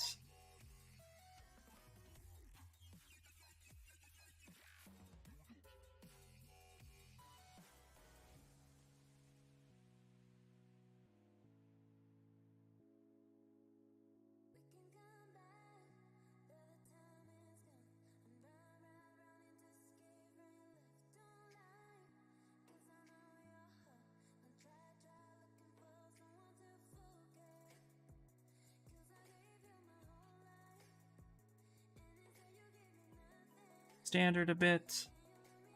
We're going to go with a smaller brush. But we'll go a little bit more intense.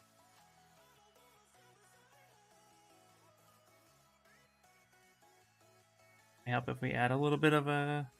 Here we go.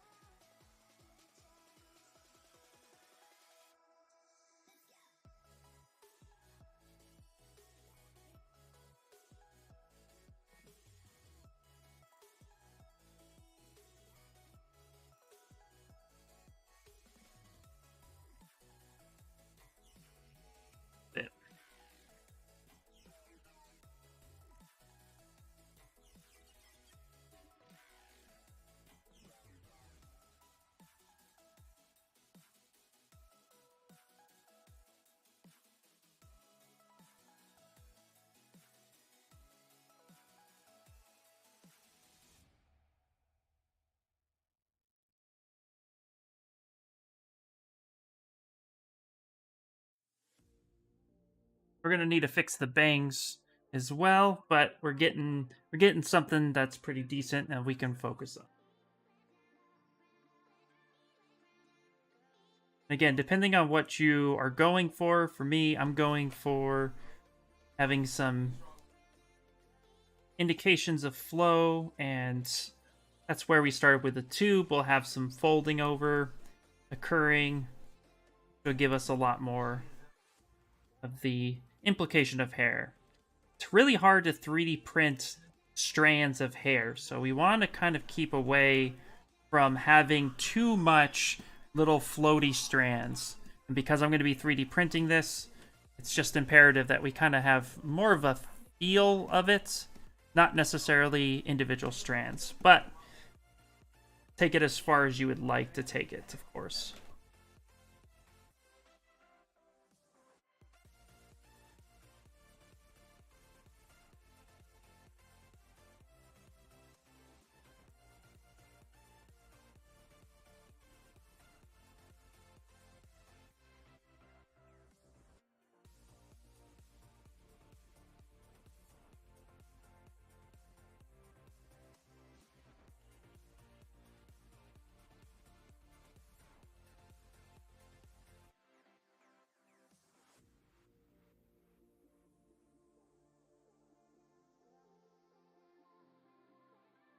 Tuck that behind his neck.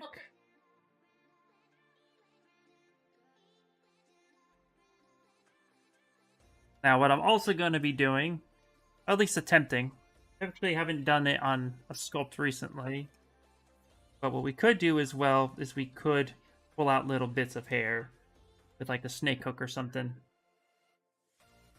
Depends on what you want to go for.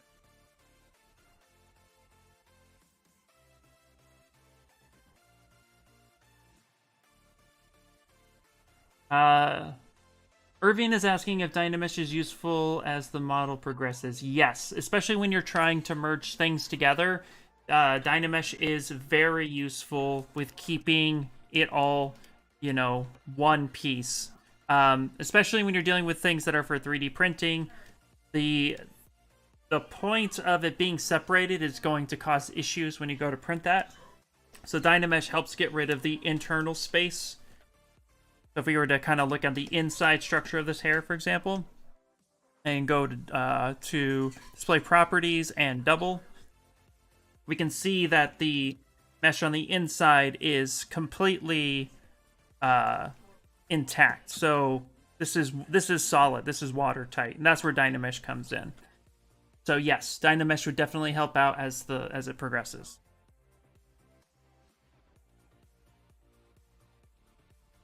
And thank you so much for helping me with the questions. I really do appreciate that. Irving, thanks for being patient. I do appreciate you.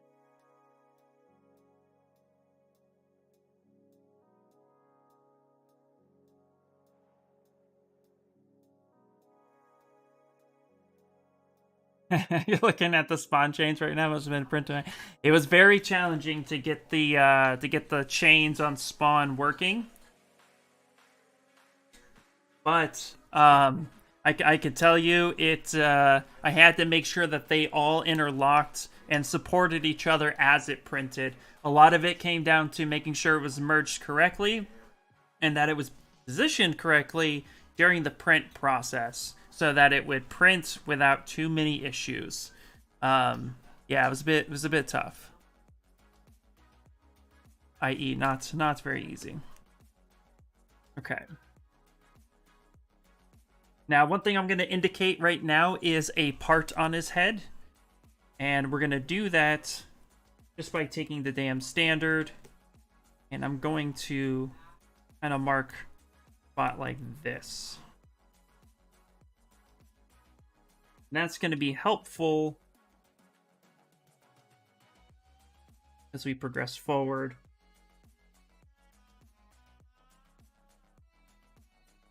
Give it a little bit more sense of flow.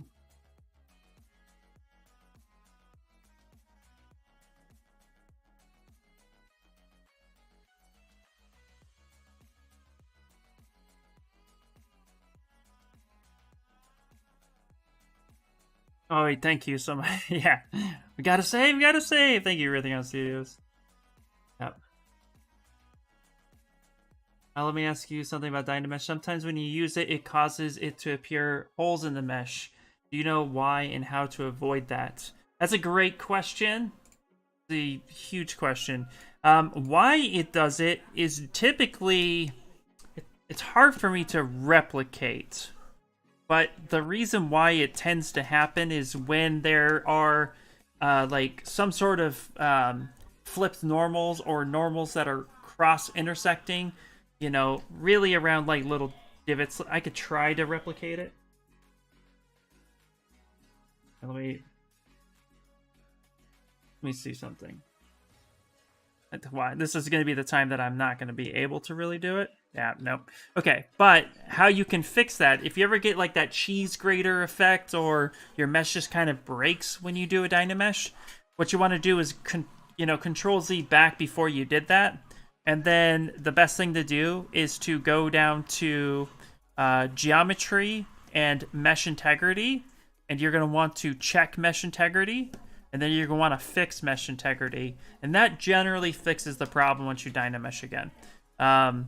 That also tends to happen when there's floating bits of geometry that aren't quite connected and it's trying to connect and it's just breaking in the process. So that's also another way in which it tends to break.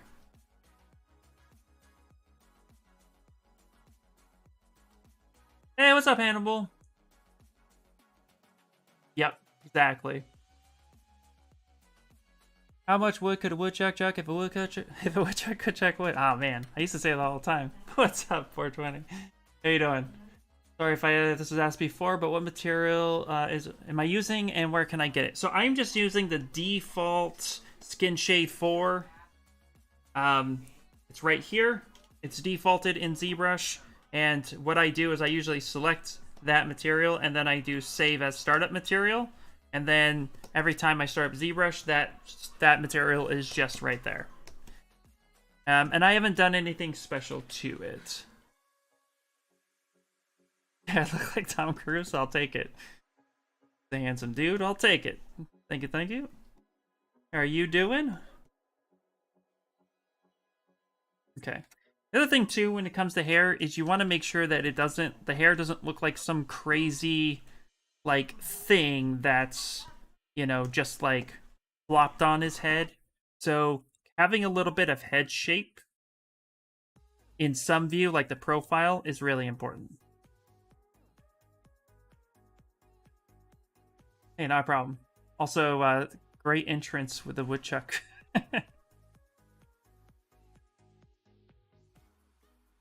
Okay. I'm actually, because we have his hair overlapping on one side, I'm actually going to hide his ear just a little bit. That'll make cutting for printing a little bit simpler. Oh, really? They have older Saturns on sale? Awesome. Looks like they are clearing that model. Now, maybe I'll wait until they announce a bigger one and get more support.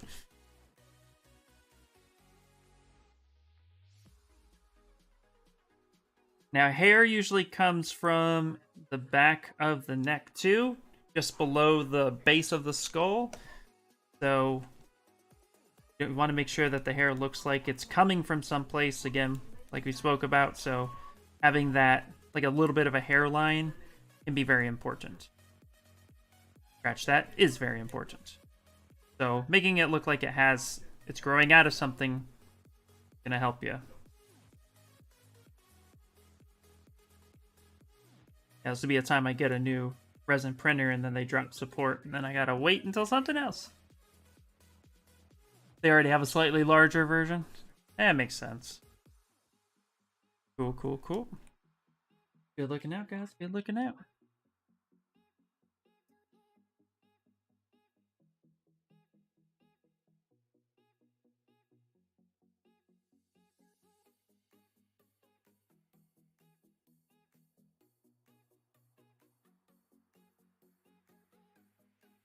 Also, for parts of hair, like getting a part, you know, some people's hair kind of curls in the back a little bit.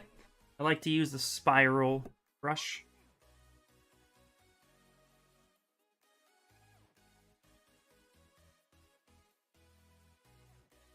Make that look like it's following a little bit. Then you can utilize clay buildup.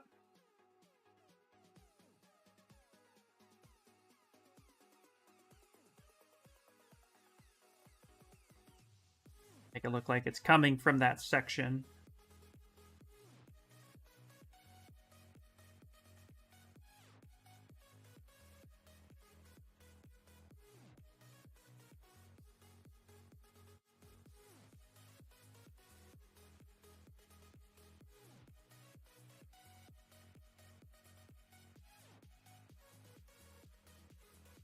Go a little smaller with that.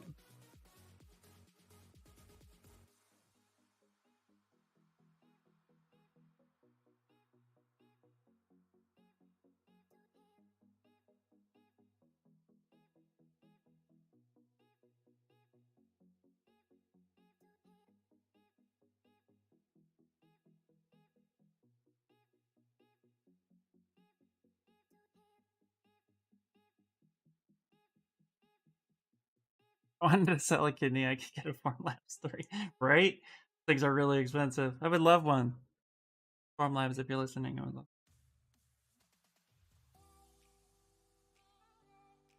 Oh, that's good. Nice to know. Nice to know when a company supports their older stuff. Okay, we're gonna go focal shift down a little bit more.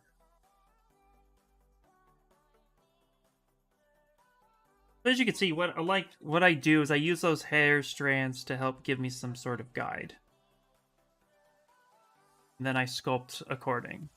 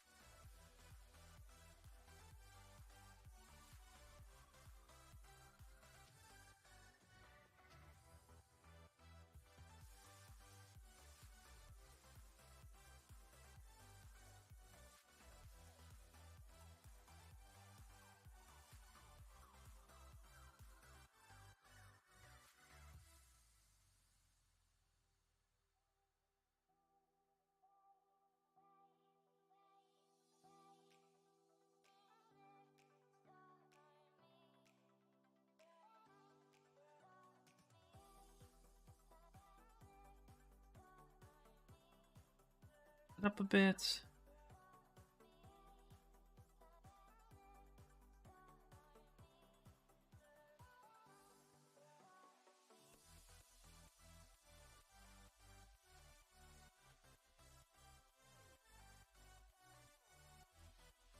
Beat that a little bit.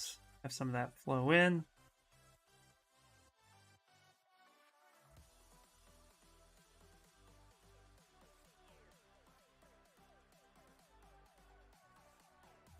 Now we're going to use the damn standard to get a lot of that kind of coming in.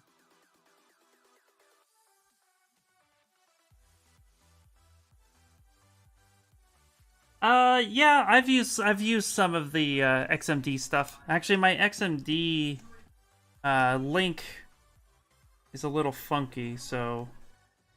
But yes, I've used it. I just like hand sculpting a lot of my hair. I definitely have a sculptural approach. Have you tried it? It's definitely very useful.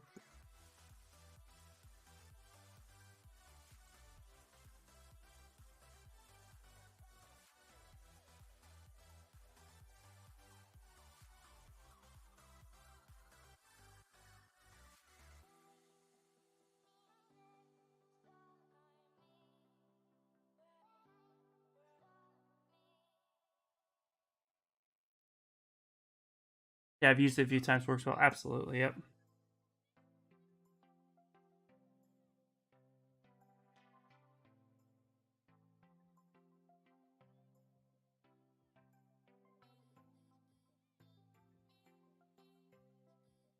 Nice. All right. Get some of his bangs fixed. Then we can start getting some of that other stuff in there.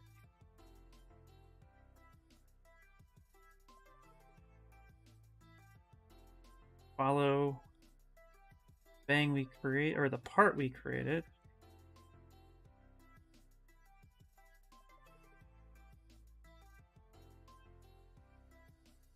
Okay, let's just merge this together.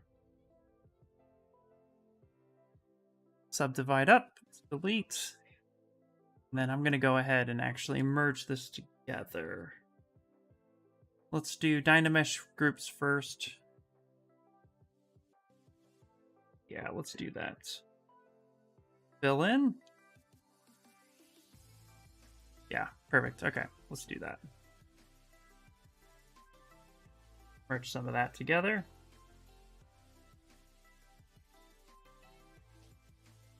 Increase that resolution.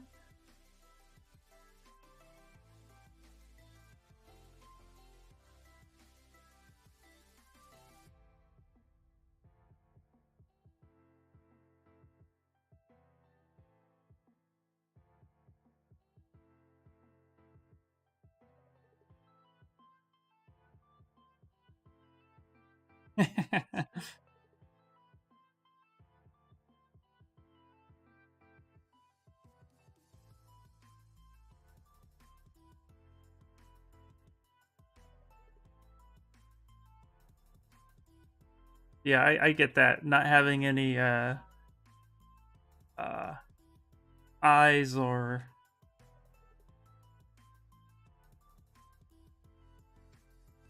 any other defining features. Yeah, I can see how that is freaking you out. People look weird with no pupils.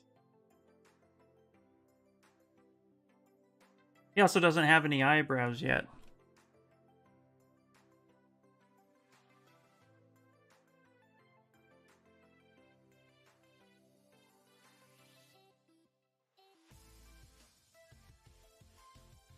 Okay, we're gonna go with our brush. We're gonna go with curve, AccuCurve.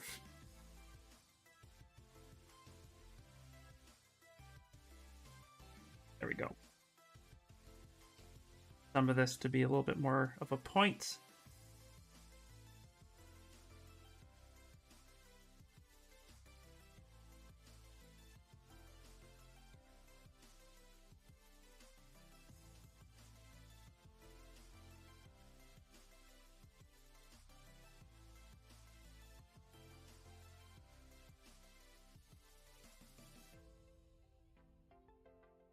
Yeah, I'm thinking about that.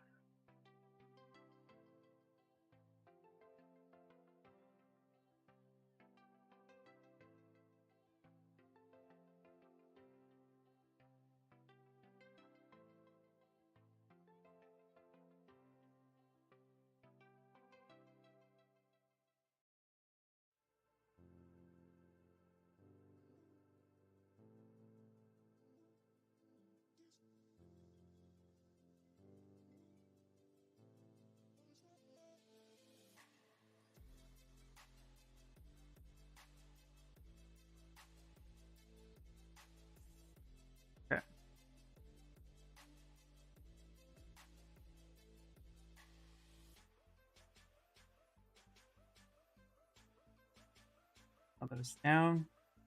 Get rid of some of that texture.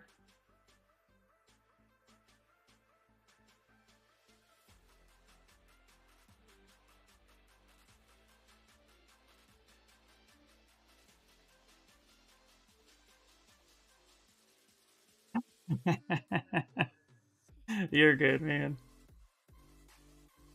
You know I like hearing you guys' ideas.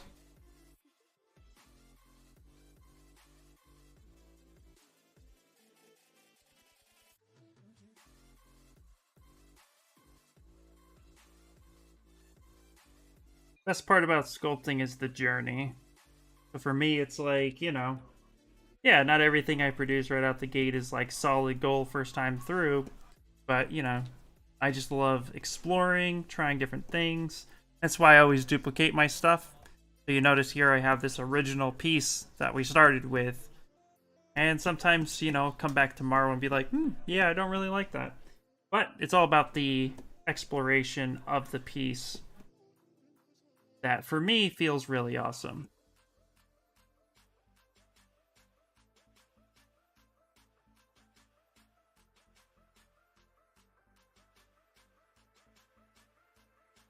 Okay. Okay. Before we get fixated on that too long, we'll save it for now, and then we'll move on to get some other things in here, and then we'll work back. So get these eyebrows done, because that's freaking me out too. And I'm thinking gonna duplicate his head. Nope, don't do that. Duplicate this head. Delete lower. Symmetry is turned on. Let's actually mask this out. So we're gonna go to mask. We're gonna go up to preferences. We're gonna go to tablet and turn tablet off to allow me to draw a better mask. Get his eyebrows in there.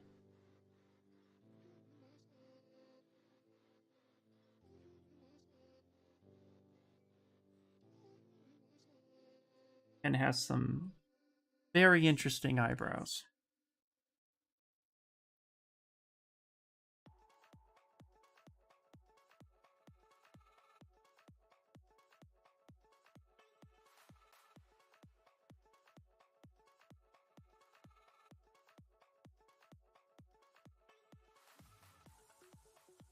Exactly. You definitely get to the point where you hit that sweet spot and everything starts coming together. Yep. Exactly. All about that journey. I'm actually going to go a little bit higher on the subdivision.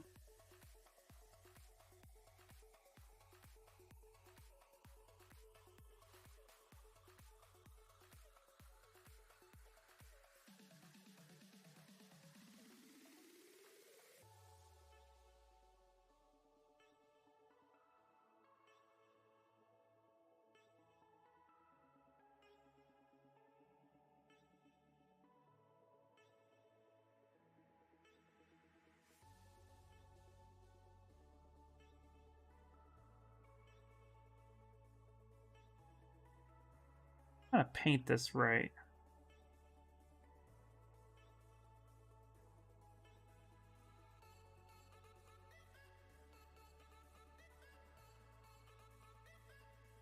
Eyebrows are like this really kind of weird triple thing.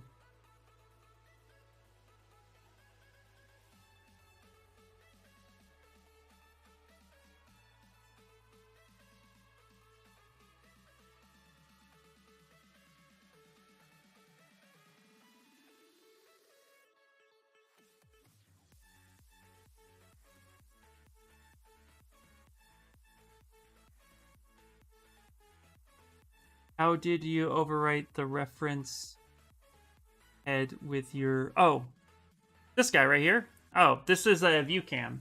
Yeah, give me 1 second. I'll show it to you. It's pretty cool.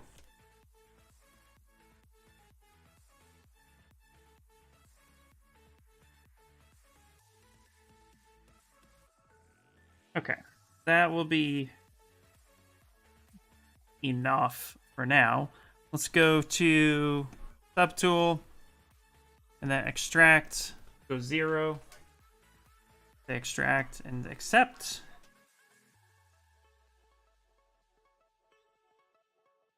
Okay, gonna soften that a bit. We're gonna go deformation, polish by features. Go. Polish by groups here. Let's make sure that we polygroups.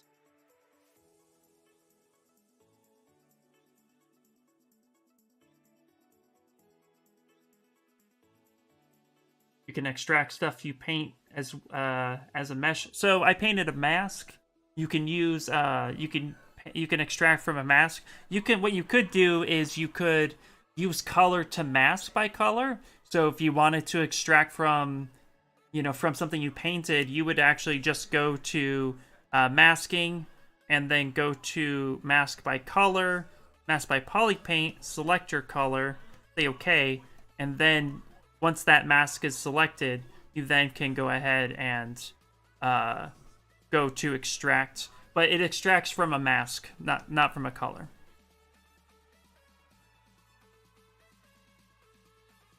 Okay, we're going to keep creases.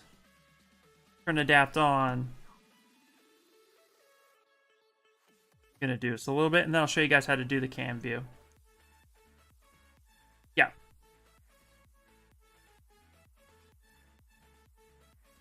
There we go. Okay. Just eyebrows, let's switch that over, say color. There we go. And what I'm going to do is I'm just going to go ahead and dynamic subdivision with some thickness. And I'll end up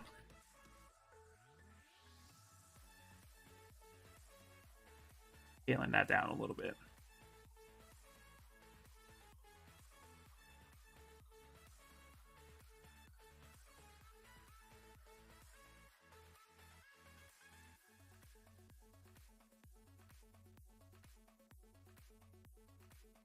Fix that for now. Let me show you the CamView trick real quick.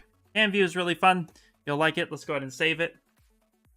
Okay, so with the CamView, if you want to save anything up as your CamView, which is this guy right here, let's say I want to save Ken Masters, so I know what direction my model is facing. And yeah, let's save and hydrate. Very good. Thank you.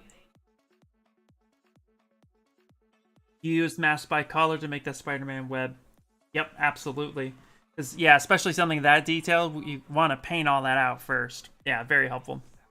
Okay, so with CamView, what you're going to want to do is everything that you're going to want to be up here, you're going to want that to be one subtool. It's just easier. So let's say I want all of Ken up here at the top. Okay, what I'm going to do is I'm going to take the model that I want, and I'm going to go ahead and merge visible. Now, merge visible will create a new subtool with everything merged to it, so you don't have to worry about wiping out this guy right here. So we're going to go ahead and go to merge visible, and then that's going to create a standalone subtool like this. Okay. Now, what's really, really cool about the CamView is not only does it allow color, it also allows your model to look like a render. So if you want to render in ZBrush and have something a little bit fancier, you could definitely do that. But the reason why you want this to be on one subtool is because you want to be able to center this to the home position of your viewport. So it's truly home center.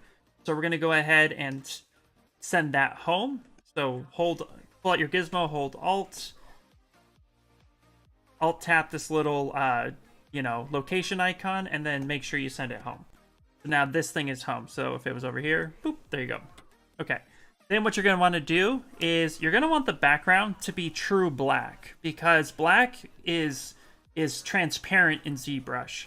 So what you're going to want to do is take a color, make sure it's all the way down to black, and then go ahead, go to your document, and on the back, just kind of click and hold until you have black right here.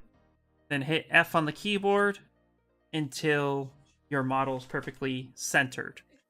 From here, what you're going to do is go to Preferences, and you're going to go down to CamView right here. Boop. And then what you're going to do is say Make CamView. So when you go ahead and click this, now again, if you render, Like, let's say we hit render and we have our render this way. You know, again, when you hit make CamView, it's going to render each section accordingly. So just be careful. Make sure that your render is set the way you want, the lights are the way you want them to, etc., etc. We're not going to do that because I don't want to kill the stream. That can happen. So we're just going to go to make preferences and then say make CamView. Boom. Now it's done, right? Now we can see Ken right up here at the top. Okay, but we're not done yet. What we're going to want to do is save this out so that we have it next time. So if you notice on the left-hand side where it says texture, it actually built a texture map. And that texture map is what we want to save out. So we're going to go ahead and with it selected, just go ahead and hit export. And we're going to want to save this. Now, where you want to save it is actually in the Pixelogic folder. So you're going to go to your local disk, program files, Pixelogic, ZBrush that you're using, and then you're going to go to startup and then CamView. And then here you could save it either as a JPEG, a Photoshop file, PNG. I like to save it as a Photoshop file in case I ever want to save or go in and edit it to my choosing. So, but here we'll call this Ken. Boop, and then we save that. Then what you're going to want to do is you're going to want to go ahead and you're going to want to go to your config and you're going to hit store config. And that will come up with master configuration file has been saved successfully and will be restored the next time you start ZBrush. Okay, sometimes too what you can do, I like to do this as well just as a you know, another way is go up to document and say save a startup doc. So that way it saves the way you want. That's two different ways to save your startup, but primarily you're going to want to hit preferences, store config. Save out the UI will also save that CamView loaded up each time, so make sure you save out your UI as well. And then you should be good to go. After that, what you can do is go to CamView, and then you can actually say next, and you can cycle through all the CamViews that are in that CamView folder. Mind you, if Ken is not, or if the file you saved is not in there, it's not going to load it properly. When you hit next, it's going to cycle through that CamView. You want to make sure that you save that in there. And then also too, you can adjust the size of it. I usually think 128 is about good default. 1.3, 128, so that's about pretty good. And then I like to have my Captain America bust. And then I go again, config, and save, store config. Boom. And that's how you would do that. Yes, you can. No, it's not a stupid question. We answered it a little bit earlier, but yeah, if you wanted to save your current UI, just save out your UI by saving it wherever you want. And then when you load the new ZBrush, you'll go to preferences, load UI, go find that UI and bring it back in. And you are good to go. You can also open up the texture file in the image editor to add in the direction arrow if you want. Yep, absolutely. Yeah, you can do a whole bunch of stuff. Once you save out that texture file, you can do all sorts of cool stuff. So yeah, that's how you would do that. And then once you're done with that, you can go ahead and delete the merged file that you have, and you can come right back to your current file.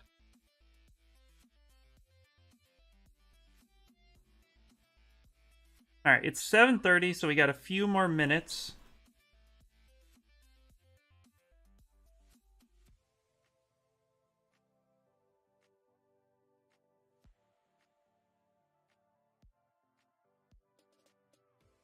Gonna mask this section off right here.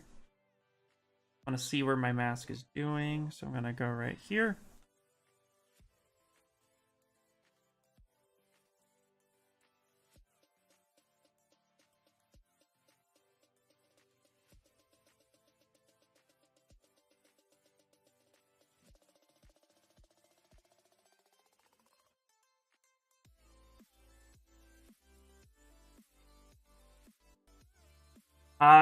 Do I know how to get the arrows on the icon? No, I have not put the arrows on the icon before. I haven't customized that before. But I'm pretty sure you could do like an Ask ZBrush or if you go into my Discord, Leonard, you're part of my Discord. But I'm sure we can figure it out together. Or I can find something for you to do something. We can find a way to do that. If anybody knows how to do that, definitely feel free to post. I can go ahead and research it and the next time post in the Discord or show you next week how to do that. I just haven't done it myself.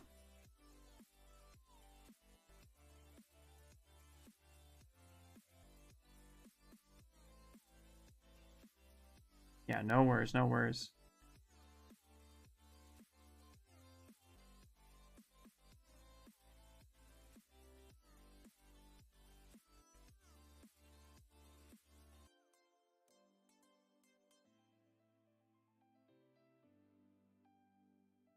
Hey, what's up, Christopher? How you doing? Hello, hello. Come in, welcome in.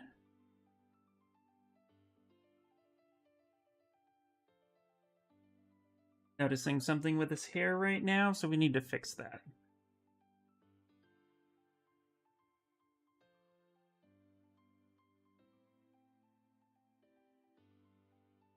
I'm doing really good. Thanks for asking. Yeah. Making magic, you know, having fun.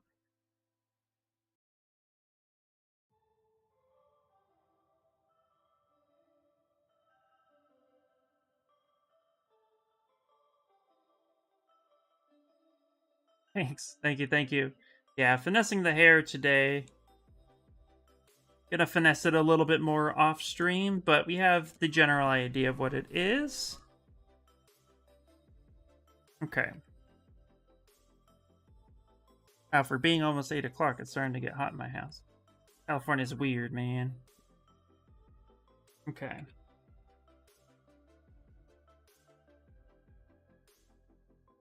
Get some of this going.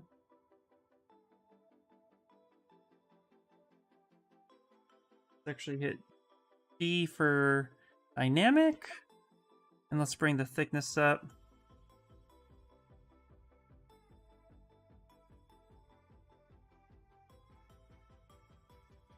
What is that on-screen keyboard? Hey, how you doing, John? So that is the on-screen keyboard is actually if you type in OBS input keyboard, it's just a free add-on that I found that kind of helps you see what it is I'm doing.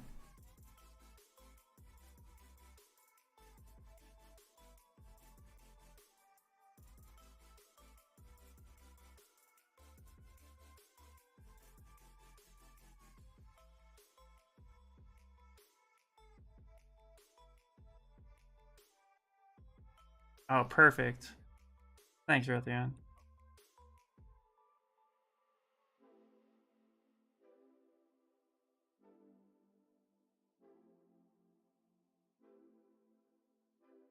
Add a couple segments to this, like such.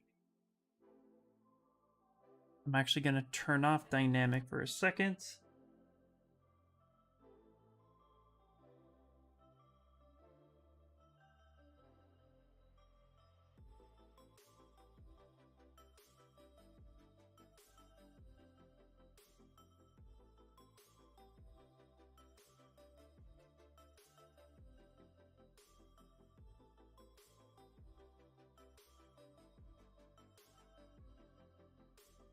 Gonna fiddle a little bit more with this. Make it look a little bit more porn.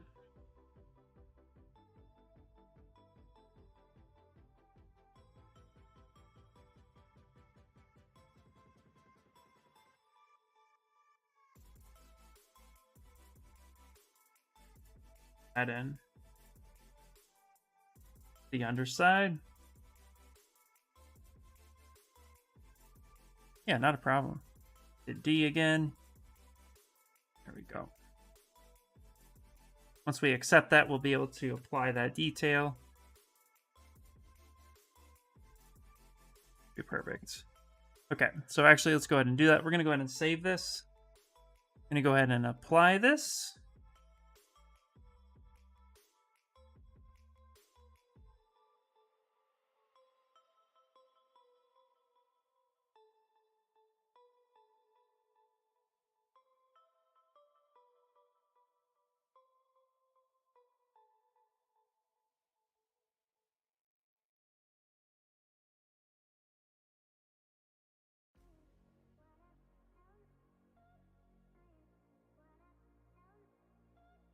They grab the chisel brush here.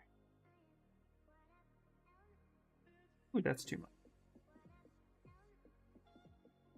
They're doing that. Okay. Let's see. Let's actually go ahead real quick here. I'm gonna delete lower subdivisions, and then let's actually keep groups, keep creases. Let's create polygroups, and let's actually adjust this to have some cleaner mesh. Right now the mesh is a little funky. We want it to look like it's actually tucked in, and right now it kind of looks like it's just laying on top of them. So it's not really giving me what I want. So we're going to rebuild.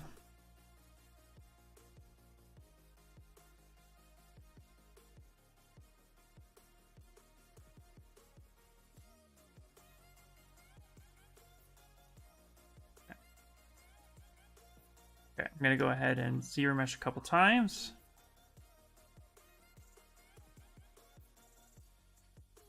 Get something kind of low. That's too low.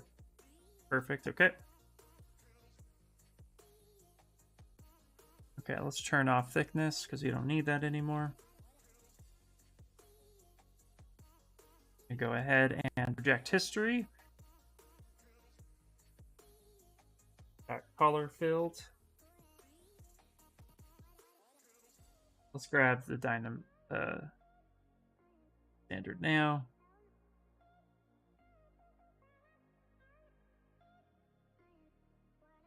And build this up.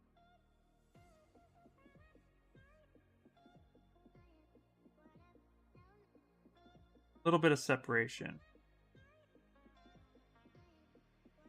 They'll also create a natural seam, in which will look really cool.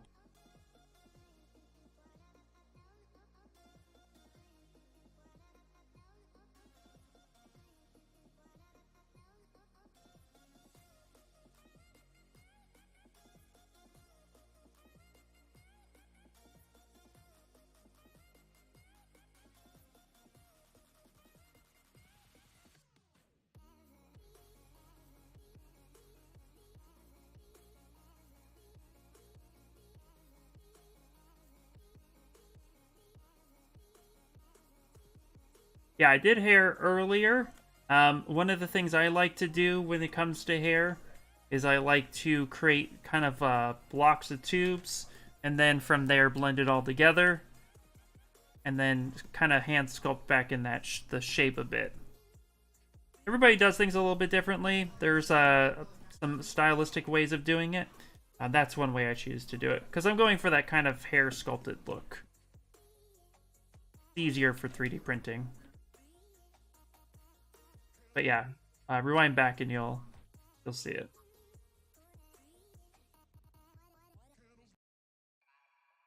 Creating this little indentation right here can allow things to look like it's tucked in.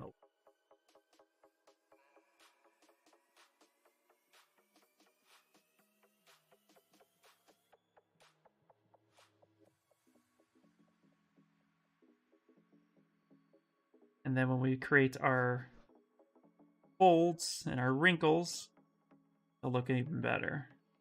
We won't get to those today, but we'll progress this a little bit more off stream, and then we'll go over anything I might have missed next week.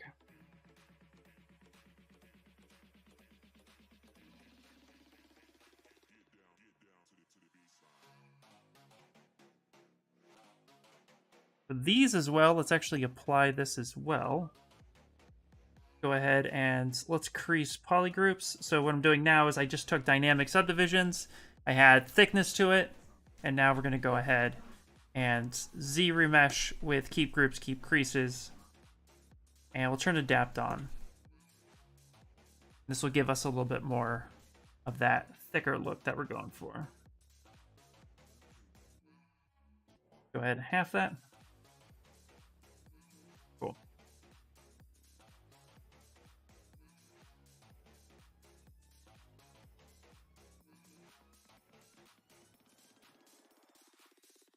Getting to the point now where we can start finalizing the clothing and get a little bit more detail in the cloth. So same thing, apply, right? And then we're going to go ahead, keep groups, keep creases, crease polygroups, turn adapt on.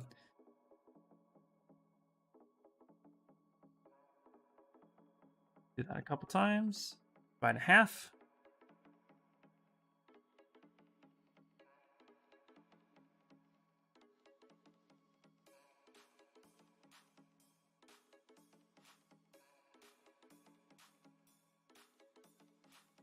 Let's color. Color. Apply. For this, we're going to go ahead and we're going to go to polygroups because it's all one polygroup, and I'm going to group by normal, and then we're going to crease polygroups. Keep groups, keep creases, and adapt. There we go.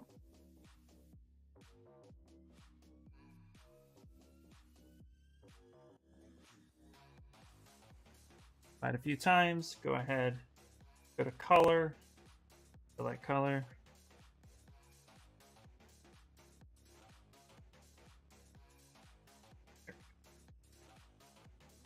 After this belt, actually make it so this belt looks like it's holding the stuff.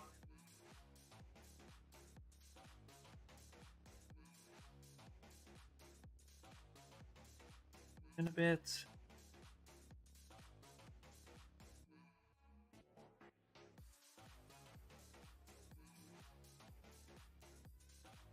Hold this right there.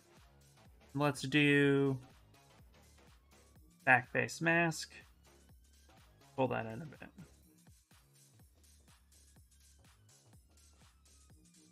Okay, yeah, much better.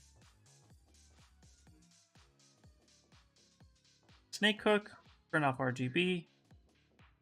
We're going to use snake hook with AccuCurve. So we're going to go to brush curve, AccuCurve.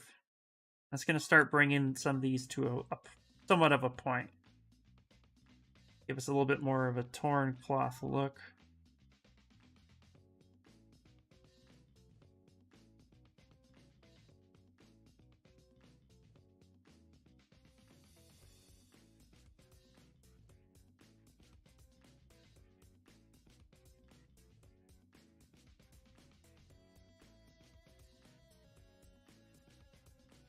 There we go. Don't sleep on that snake hook AccuCurve. Great way to get some good effects real quick.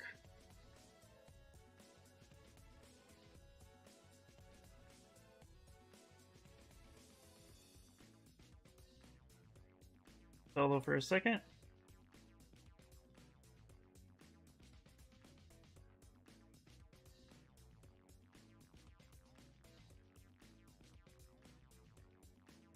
Nice. Good, good, good. Cool.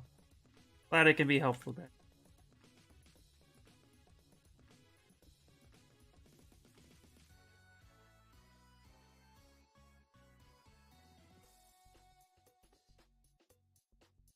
Have a relaxed smooth.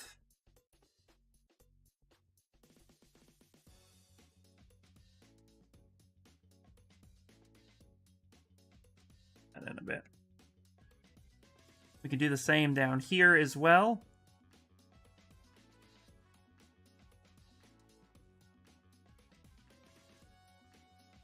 Actually go ahead and do that. So we're going to go ahead and save real fast. Accurate curve really makes a huge difference. Absolutely, yep. Yeah, it's really cool. And it works with a lot of brushes too. So even if you go move infinite, right? You really want to just move that edge. Same thing. Move infinite will grab everything. AccuCurve just kind of helps bring that whole bit to a point. So really, really helpful.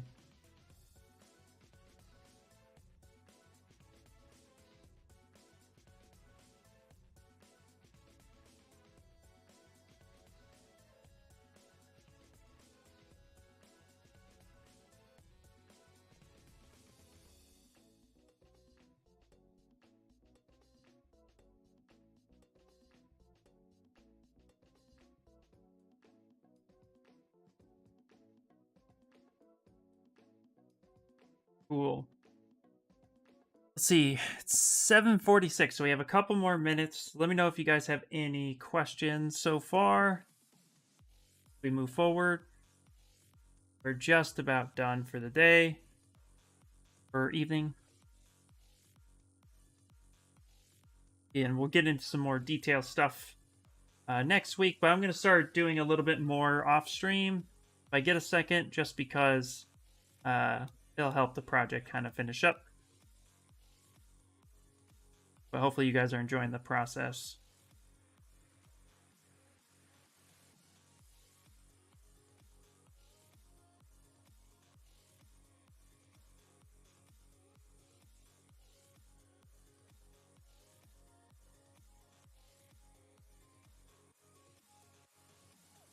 Okay. Do the same for this hair bit back here. I'm just going to add probably some individual strands and then blend it together. Clean up the hair a little bit more. And then we'll start to really get to that detailing phase, which will be nice. Probably break up this mesh a little bit too. Right now it's a little too clean. So maybe let's do snake hook. Yeah, let's do move infinite with AccuCurve turned on. Do something. Yeah, let's see if we can kind of tear it a bit.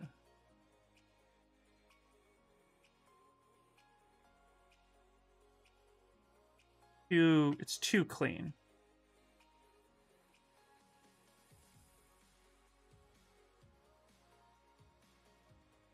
I don't want it perfect.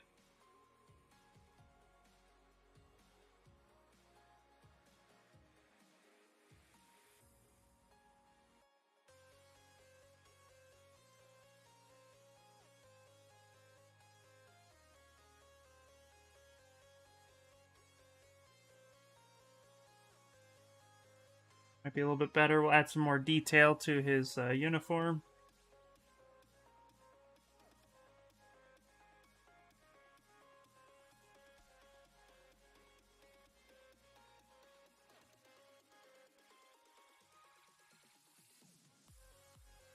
Hairs. Never hurt anyone.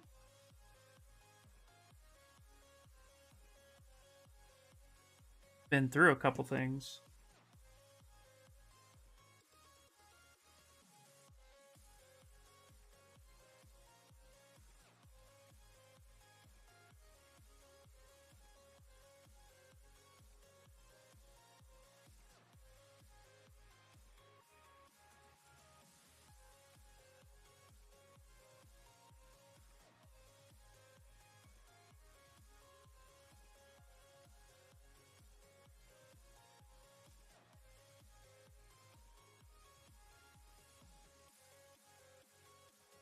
Okay, we'll add a little bit more detail on that soon.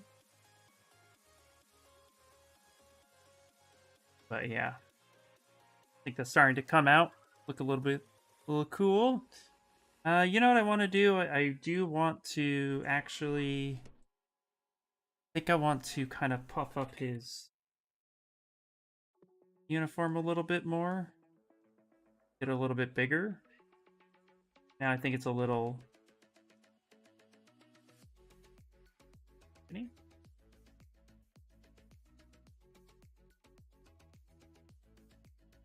Needs to show a little bit more leg.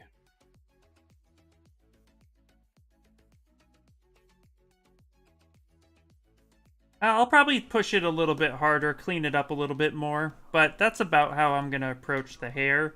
And then I'll probably add a couple more strands. And then if I do anything too crazy, I'll show you next week on what I do. For the most part, it's just going to get cleaned up. Right now, it's still a little messy, but it's giving me more of what I want. I bounce around a lot, so I tend to, like, take a look at something and then the next day, you know, make sure it's looking the way I want it to. I'm getting the strand feel that I want, but I'm probably going to push it a little bit harder. Right now, it's very light. It's only about 110,000 polys, or active points.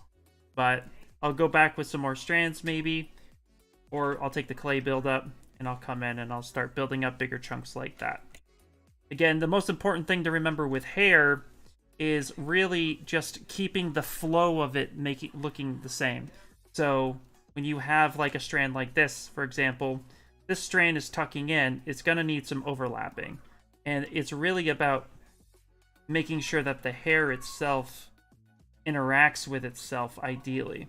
Anytime you look at hair strands, you want to make sure that it's doing exactly that. If we were to look at realistic hair, and I'll pull up an example real fast. Let's go to Google. Because it's really the same process, it's just going over and over again. So let's just type in long hair, right? So really what we want to do, something like, let's take a look at this, for example. And then I'm going to go ahead and pull up like a pen tool or something, just so you could see what's going on. Okay, so really what we want to do is pay attention to how the hair intersects with itself. You see right here, the hair is flowing into this chunk. And then this chunk right here, it's actually overlapping it and coming down. And so what I'm doing with Ken's hair, you see this hair right here comes in. And then there's another section of hair that comes in, but then this section comes in and overlaps. So really what I'm doing with the clay buildup and drawing out those tubes of hair was first getting the clump feel. Knowing that the hair is intersecting this way, and it flows off in this direction. So I'm just basically repeating this style pattern. And then it's just refining that. It's getting that hair to flow the way that we want it to. Hopefully you guys can see that. We'll go a little bit of a brighter color. So it's just these sections. And you can see here, they all kind of interact with each other. And that's what we're going for. We're just finding those that flow. And then, of course, the part here, that's the part, this part right here. This is what we're really trying to make sure that the hair looks like it's coming out of there. And the hair just overlaps on itself. It just flows over itself. So it's the same thing. So with Ken, what we're going to be looking for here is that exact thing. We want to make sure, and what will be doing is I'll be taking something like the dam standard. I'll increase its density a little bit more. We'll say like, go like 200,000. I'm going to do that same thing. I'm going to take his hair flow. I'm going to come in. I'm going to bring in a chunk here. I'm going to bring in this chunk here. And then I'm going to say like, oh, this section here kind of comes in. You see here, now we're getting that overlapping. A little bit of hair detail. This is a little bit exaggerative. But I'll be adding in flow like that. So, same premise, just finding that edge flow. Making sure that it makes sense. But hair is never like 1, 2, 3. You know what I mean? It has a body of its own, and it likes to engage with itself. So if I add a chunk like this, and I come in with a little bit more of that bit, and I do something here, the next piece, I'm going to make sure it goes over, and then it comes back in. Maybe this part comes down like that, and that's going to flow in. I'll blend that in with itself. I'll do this a couple times. That piece will flow in, but maybe this piece kind of come over a little bit. Or this piece will tuck in, and the next piece will tuck over. So it's just playing around with it, getting that edge, that flow to it. And that's what I mean by taking your time with it, because a lot of times too, I might kind of simplify this and then redo the hair flow. But ultimately, it's just getting that shape. Hopefully that makes sense.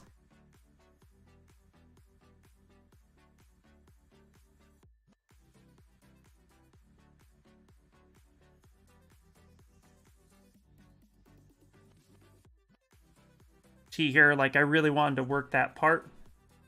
I'll come in with this part, that part comes out. I know that section there. That's going to come in. So don't be afraid to have your hair kind of fall in on itself.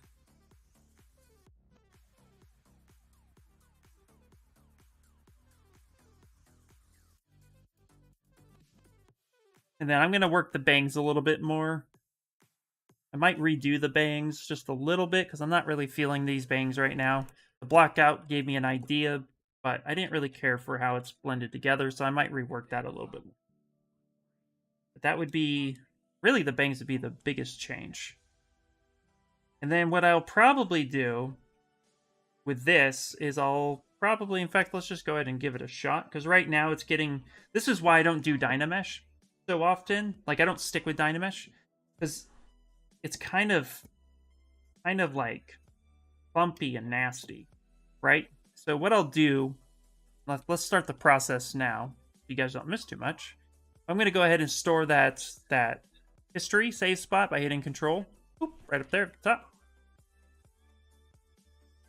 And then I'm going to go ahead and let's go ahead and ZRemesh. So I'm going to go keep groups, adapt. Now I'm choosing to keep groups just because I don't want it to keep changing. Also, to keep groups allows me to take smooth groups off if I want.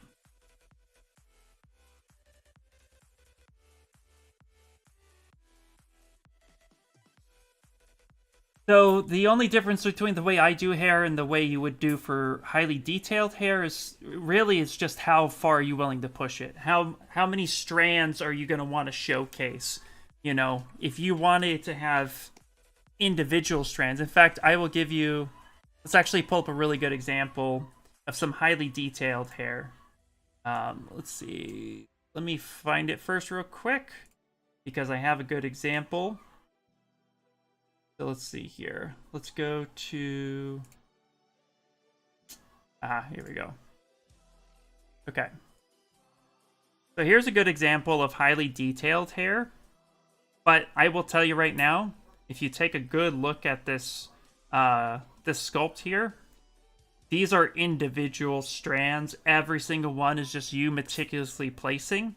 The artist who did this, Dan Eden, he individually put every single strand of hair down. There's just no way around that. That's what you're doing. So this would be the difference between sculpted hair, which is getting that sense of flow, and individual strands. This will not 3D print that well. This would be very hard to 3D print because each piece, I mean, just like if the sculpt was, let's say, like even 6 inches tall, right? Even quarter scale, these hair strands are going to be very, very tiny. So I'm not going for this look because it would just be way too hard to print. But here, that doesn't, what I'm going to do is give the sense of strands, and that's what we're really finding.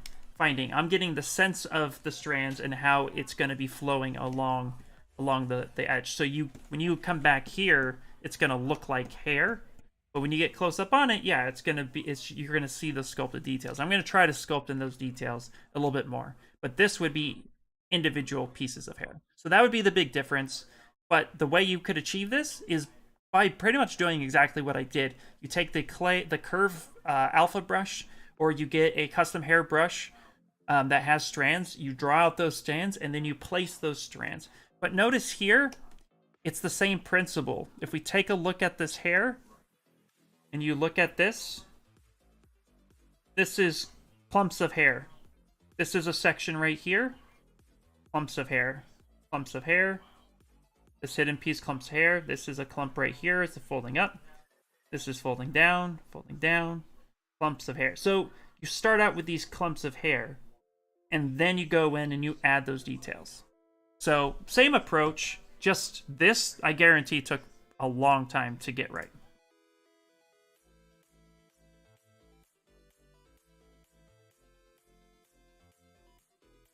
Would I always recommend sculpting hair? What about particles? I would recommend sculpting hair if you're trying to 3D print. If you're trying to 3D print, start with sculpting hair, and then from there, depending on your printer, you know, but of course, too, again, I 3D print most of my work. Most of my work gets printed or injection mold, so it's really hard to do those strands. But if you're going for something realistic, or just a render, or you're pushing like animation, game, you know, then there's other options like hair cards, etc., etc. No. I'm glad you're insisting on the subject because hair is very complicated. Unfortunately, the short answer is put down the hair, move it, and then put down another strand of hair and move it, and you keep doing it until it looks good. And over time, eventually, it will look good. It's one of those things that, like, there's not a real, like, shortcut to do it without a lot of prep work. I tend to go the sculpted approach more so than anything else, and I finesse it until I'm happy with it. So yeah, it's the same thing. Thank you so much. Okay, guys, so it's about 8 o'clock right now. Let me just finish this last thought, and we're going to wrap it up for the night. But hopefully this made sense. And, you know, again, guys, thank you for insisting on asking these questions, because I really do appreciate it, and I really like helping as much as I can. And just remember that, you know, there's a bunch of ways to do the exact same thing. Everybody has a different style and technique as well. So if you find something that you really like, try to emulate that as much as you can. But yeah, it really is just a matter of just trying it, seeing if it works, and then if you don't get the results that you want, try another method, and you just keep doing that. So right here, I'm actually smoothing all those imperfections. I'm going to go back in and I'm going to make some of those a little bit better. But now I have some of that flow that I like, and I just go in and I add those details, and I keep going, and you just keep pushing it. So that is it. Yep. Not a problem, not a problem. Great, another stream. Great, excited. Perfect. Thank you guys so much. Okay, with that being said, we're going to go ahead and wrap it up for the night. Again, thank you guys very much for being here. I appreciate it. If you're not already a subscriber or follower of Pixelogic, make sure you do that, please, because we also have amazing artists like Derek that showed up earlier, who comes in all the time, and he also shares his knowledge and his approaches. Every artist does things a little bit different, and it's so cool to see all these different artists and their approach. So you guys enjoy the rest of your evening, and good morning for some of you in other countries. And if you guys have any questions, or you would like to, you know, maybe pop in and be a part of a Discord where we have a bunch of talented artists who like to help each other, go ahead and follow that link down at the bottom. And I will catch you guys next week, next Sunday at 5 p.m. Pacific Standard Time. So, all right, everybody, take it easy, and I will talk to you guys later.